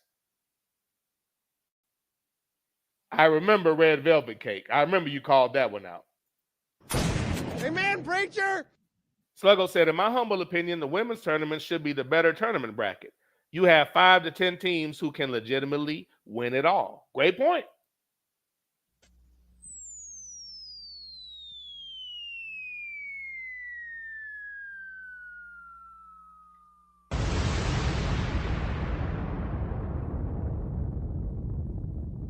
Sluggo said, laughing at Danny Glover's Pops on the Color Purple.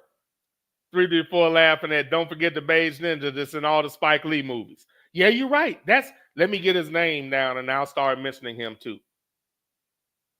Sluggo laughing and said, another underrated skit. Thank you, sir. JBJ said, very informative skit. Thank you, sir. Sluggo said, intermediaries. Yeah, something wrong with me, man. Sydney said, Ninja, when you do the Heathen show this year, will you touch on Scientology? I would have to study up on it, sir. I'm still trying to figure out my angle. I'm still trying to figure out my angle and, you know, how I'm going to come at you with an informative yet comedic take at the beginning. I'm still trying to figure that out. But now that I got the audio issues out the way and I'm kind of settled, I'm really going to sit down and figure that out, man. I'm going to have something interesting. I try to improve it every year, and there's been a couple of the ideas that I've really liked. There's one I wish I could have executed better, and I just want to keep building on to it, you know what I'm saying? So the skit is very important. So hopefully I can do it on here. If not, I'm going to immediately grab a low account on Spreaker so I can make some skits. So I just have to figure out my angle, man. I don't have it just yet. I do know what I want to talk about. I got that. But I don't know what type of skit I want to run at the beginning. You know what I'm saying? My play on words with the title. I don't know that yet. I know how I want to run the show and what I want to talk about and shit like that. I'm just trying to figure out my opening skit.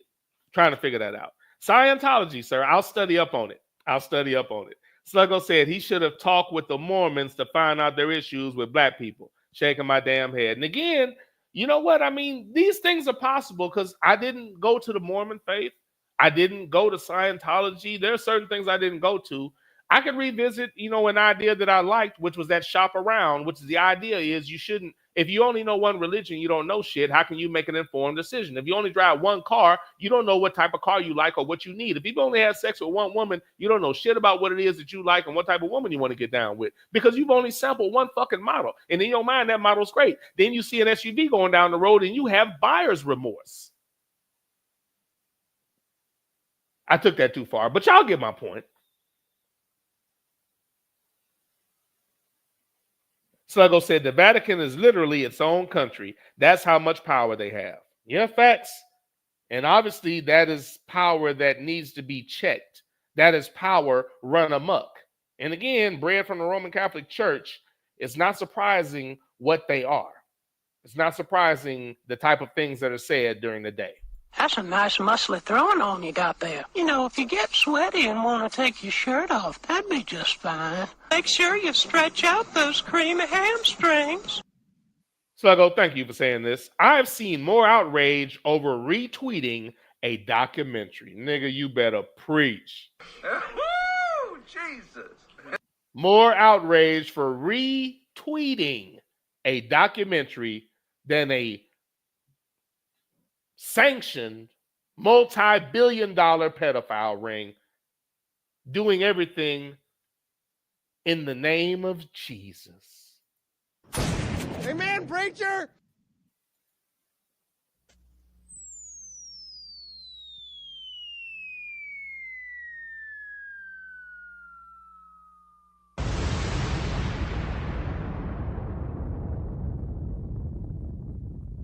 Sidney Jackson saying, preach, Sluggo.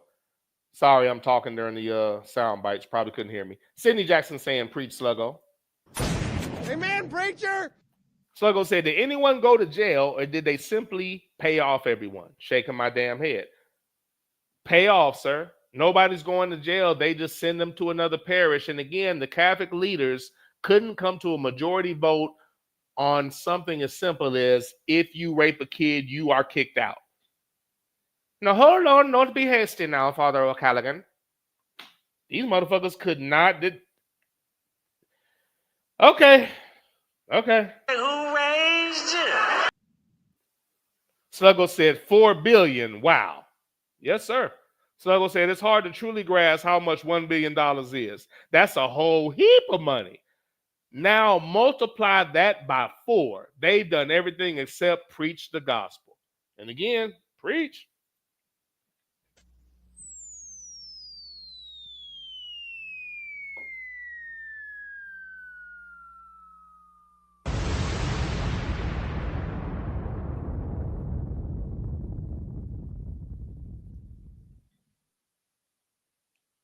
Sluggo said, if the moles, if this molestation scandal happened in the Southern Baptist Church, they would have locked up damn near everyone involved. And the victims would have received peanuts, if that. Again, keep preaching. Amen, preacher. But they're allowed to have a real live, for-profit, billion-dollar pedophile ring operating under the guise of religion, and it's all good.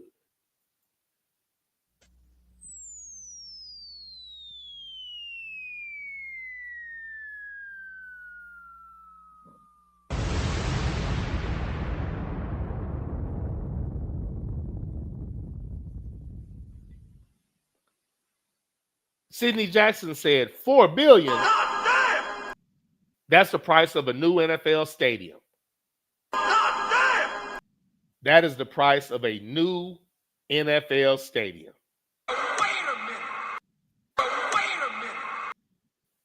Sluggo said, had to use asterisk to get that past the chat police. I got you, sir. Sluggo saying, preach, Sidney. That's a lot of bread. That is a whole lot of bread, man. That is a lot of bread.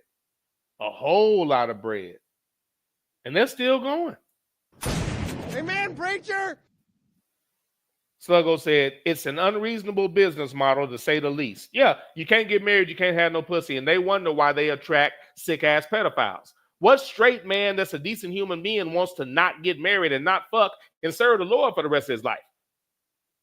Now, we've already, did y'all know about the story where the ones that aren't sick and having sex with the kids, they're doing what you would think they're doing, which is perfectly reasonable if you ask me. They're fucking the nuns.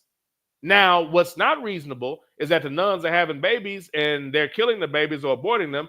And there were a ridiculous sick ass number of baby skeletons buried under multiple fucking convents and convents and whatever these motherfucking places are named.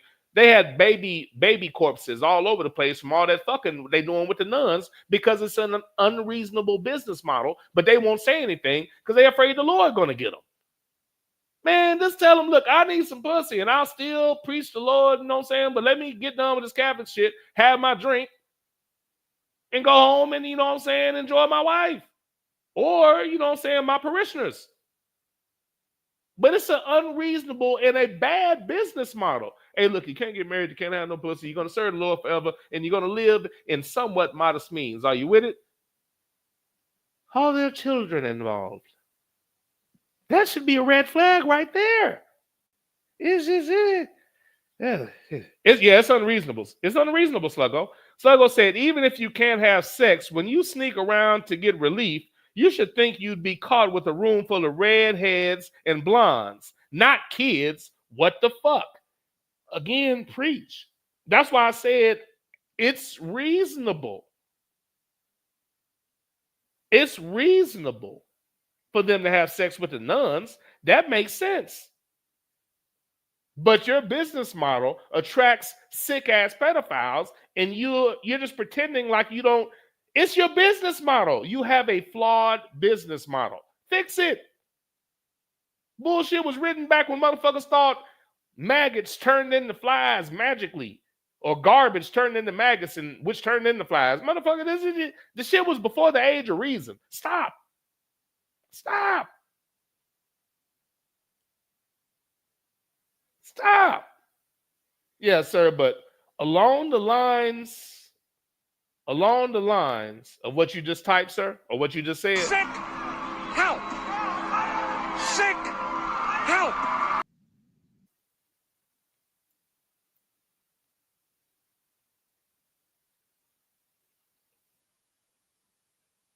JBJ said, great context on the Catholic Church, Ninja. This is one of my favorite sound bites on the low. JBJ said, great context on the Catholic Church, Ninja. God damn anybody who doesn't glorify his work. God damn anybody who doesn't glorify his work. Sluggo laughing at. I would have bodies upon bodies upon bodies under me. I would have bodies upon bodies upon bodies under me.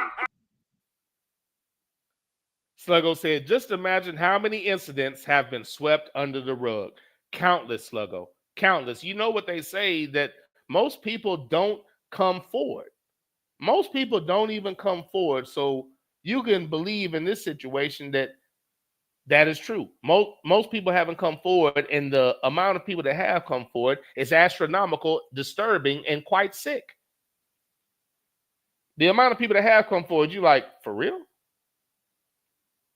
It's disturbing to say the least, sir. It's disturbing to say the least, but it has become so normalized. And I can't get over seeing a grown man molesting a kid in the shower at a college, and you didn't immediately run in there and whoop his ass. And if he was scared, you should have grabbed some, and I would have hit that motherfucker over the head so hard, he would have died in that shower. And I would have tried to help that kid and comfort him and to let him know that what was happening was wrong and this motherfucker deserved to die. As a matter of fact, take this weapon and hit him in those private parts until the private parts no longer exist. I need you to understand that this is not okay.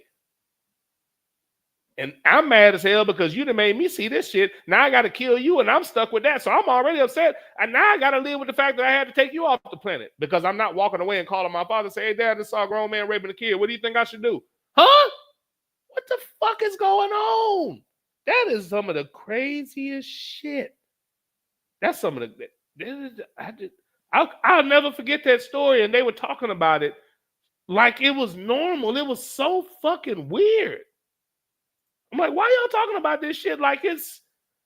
I saw somebody stealing and I didn't know if I should say anything, so I just walked out.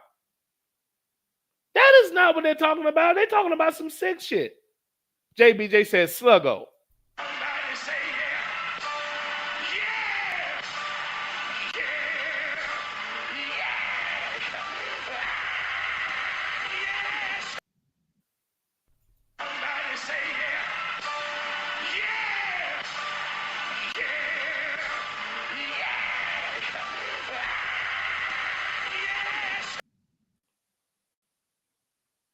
It's wild out here, man.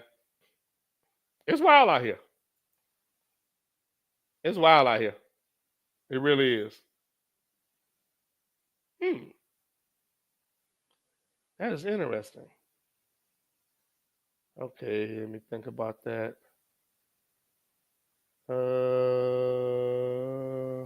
Nope, not available yet, sir. But nice soundbite there. Not available. Not available. JBJ said they treat the Pope like he's God himself. Let that marinate. Yeah. Like he's God himself. And you know what? There is something I could do right here. And I should have done during that.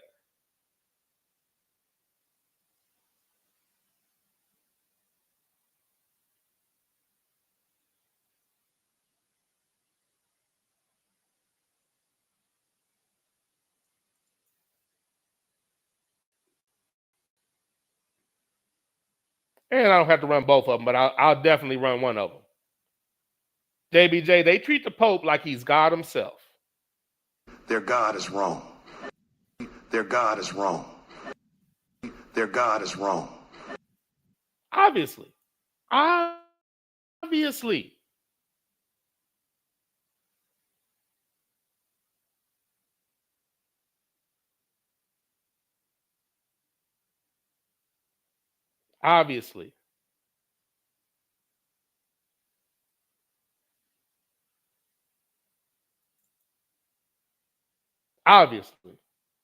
Their God is wrong.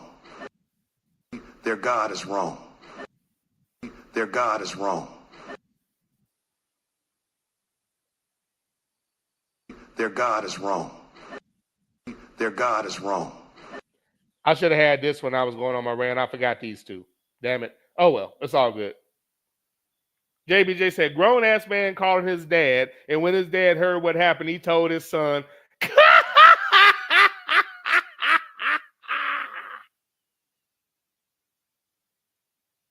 grown-ass man calling his dad, and when his dad heard what happened, his dad told his son. Come on, man, that's a brittle spirit. That is a brittle-ass spirit. Come on, man, that's a brittle spirit. That is a brittle-ass spirit. Boy, you stupid. Their God is wrong. Nigga, your God is ridiculous. Their God is wrong. Nigga, your God is ridiculous. Sluggo said, it's amazing how he suspended common sense. Had he saw a black man committing a crime, he would have been on the phone calling the authorities pronto. Okay, let's think about that. He called his father. Even if you walk away, he didn't even call the goddamn police. Their God is wrong. Nigga, your God is ridiculous. The cracker responded to his dad saying, you were right. I love you. Stop it.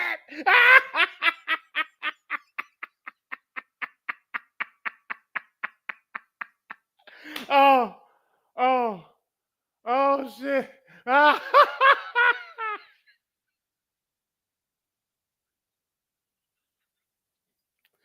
Oh, shit, that was brilliant.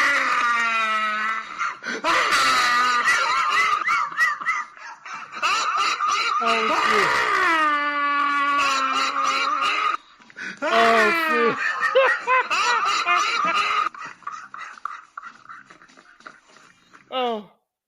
Oh, Jesus Christ. Oh, man, you a damn fool. Oh, shit. Oh, man. Oh man. Man, I certainly hope. I don't think that one's available yet. I'm just hoping it is.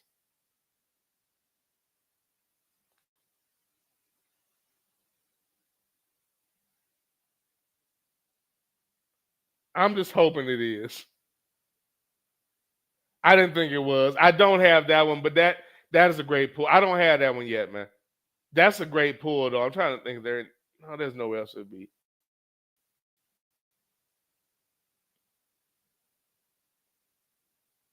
Maybe only one more place it could be. Let me see. Nope, hold on. That's the wrong one. Maybe only one more place it could be.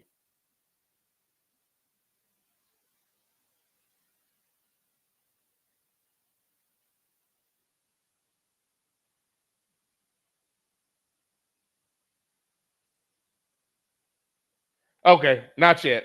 Okay, I don't have that one yet. That's a good one, sir. JBJ said the cracker responded to his dad saying, "You all right? I learned it by watching you."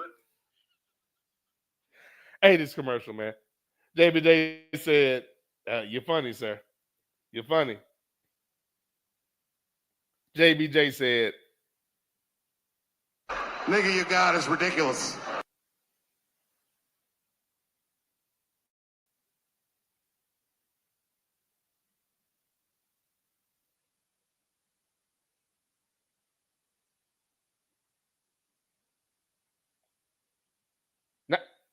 Not sure what's happening on your end, but I definitely have a pause right here.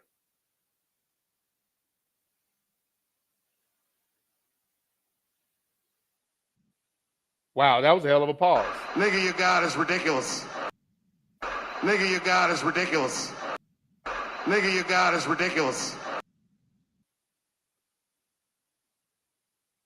Look, man, I appreciate y'all. Thank y'all for the back and forth. I know I said this last week. I'm going to give you another show. I don't want to give you a date because I don't want to lie. I don't want to lie. I tell you what. Thinking about my schedule, how I'm moving, this and that. Wednesday. You know what? Let's just keep it simple. Thursday. Because I don't think I'm going to want to do one tomorrow. Thursday, in Light Skywalker's spot, I'll come on and do a show.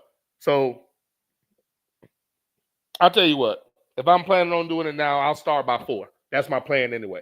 So, 4 o'clock Central, which should be 5 Eastern. So, 4 Central, which should be 5 Eastern. I'll give you a show in Light Skywalker's place on Thursday. I continue with my end-of-the-year football reviews, more free agency moves, anything that happens, and some other things that I'd like to discuss. And I still have to get to the Cow Wars, but today I must briefly and rudely I must abruptly end the show. Look, man, I appreciate y'all. Thank you for the back and forth. Thank you for having me test out the sound bites, in particular, JBJ. Thank you, sir. I think this is going to work out.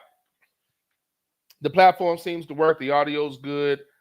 With the addition of the hard drive and being able to jump to folders, I can grab what I need, even though I can't get everything in the body of the studio. So it seems like it's working out, man. So I'm going to continue to work with this platform, introduce more of the production. There are things that I can do with this that I don't yet understand, video intros and outros, things like that.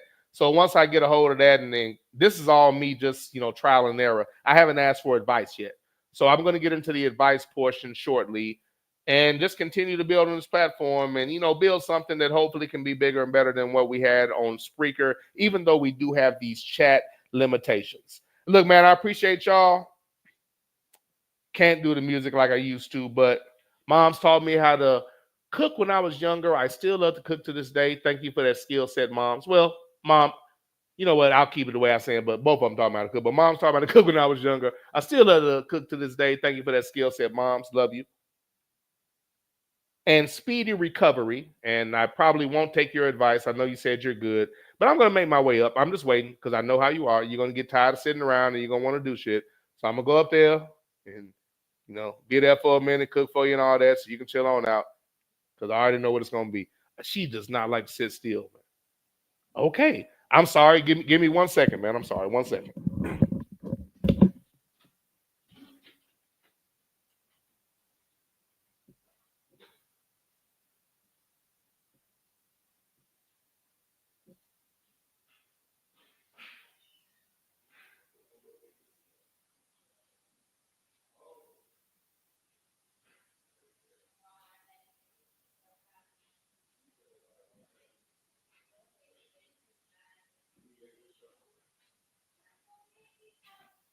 finishing up here. I'm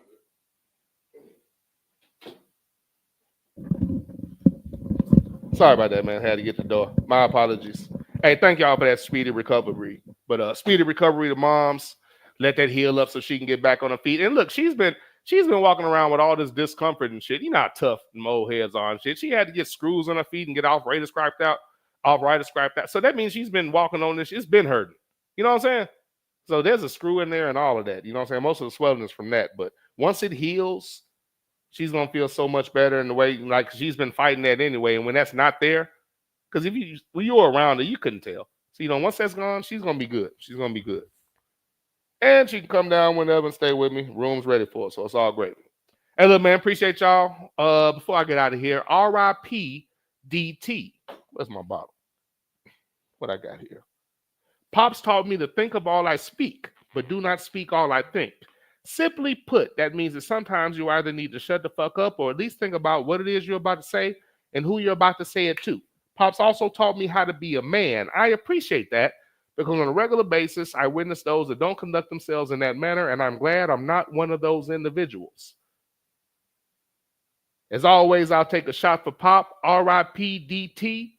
Appreciate you, sir, and I wish I would have told you how much I appreciated you when you were here. If you have the opportunity to do so, I suggest you do that. R.I.P. DT. Love you, Pop.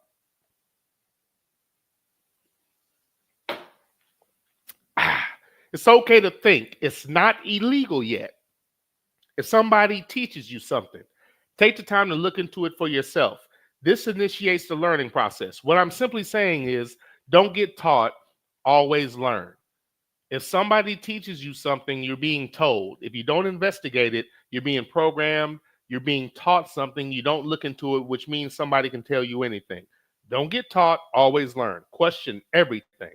Question me, please. If I'm wrong, I'd like to be corrected, and from there, I can gather the right information. Question everything I say. That's why I take the time to study before I speak, because I don't have respect for people that just speak without any factual basis, because you're wasting my time. So please, don't get taught, always learn. It's okay to think. It's not illegal yet. Pops also taught me that a man who trims himself to suit everybody will soon whittle himself away, which is why I don't compromise who I am for the temporary approval of those who have not yet earned my respect. And to quote the last line of Mass Appeal by the late, great guru, I'll be kicking the reel while they'll be losing the race, trying to chase Mass Appeal.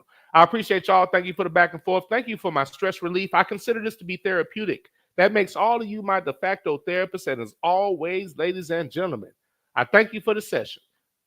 I didn't get to the Cow Awards. I apologize for that. I will take care of those Thursday. With that in mind, we are at war. We've been at war since we've been in this country. Please go get at least one long gun and one short gun. Please go get 1,000 rounds of ammunition for each. Please go to the gun range and learn how to shoot your weapon, carry your weapon, clean it, break it down, put it back together. Learn how to operate it and carry it safely. Then teach everybody you love and care about to do the same. Take the time to clear your house, meaning, boom, something, you hear somebody coming through, boom, boom, doors kicked in, windows broken. How long does it take you to secure your weapon? Give out whatever code you need to for them to lock their doors and or secure their weapons, and then clear your house. Practice doing that so you know how long it takes. What's the best method? What room should I check first? What are my entry points? If you have certain entry points, you probably need to get there first as opposed to checking a back bedroom that's away from the entry points. There are just so many things you need to work on. Then you might discover, I'm a little out of shape. I shouldn't be breathing this hard. I got nervous. My hands were sweating. You can get used to it to where it becomes routine and not an act of panic. Take the time to clear your house. Develop a mentality that will allow you, slow down, T. Develop a mentality that will allow you to not hesitate to defend yourself, your property, and or those you care about. A good way to do that is to study where you came from, how you got here, and how you've been treated since you've been here. If you do that, I promise you, ladies and gentlemen, pulling that trigger will be a hell of a lot easier. I appreciate y'all, man. Thank you for the back and forth. And again, for anybody on the outside listening in that might not understand what I'm saying and or take offense and or be confused, I base everything in fact, and any things that I might say that might cause you to lean back a little bit or say, oh, wait a minute, slow down. I offer you this. Are you more offended by my words than the actions I'm speaking about? And are you more offended by the truth than the need for the problem to be corrected? If that's the case, then you're part of the problem. I won't say anything that's not based in fact. I'll give you my opinion, and you might not agree, but I'll tell you why I'm saying it, which is more than I can say for most people. Thank y'all, man. I appreciate y'all. As always, take care and be easy.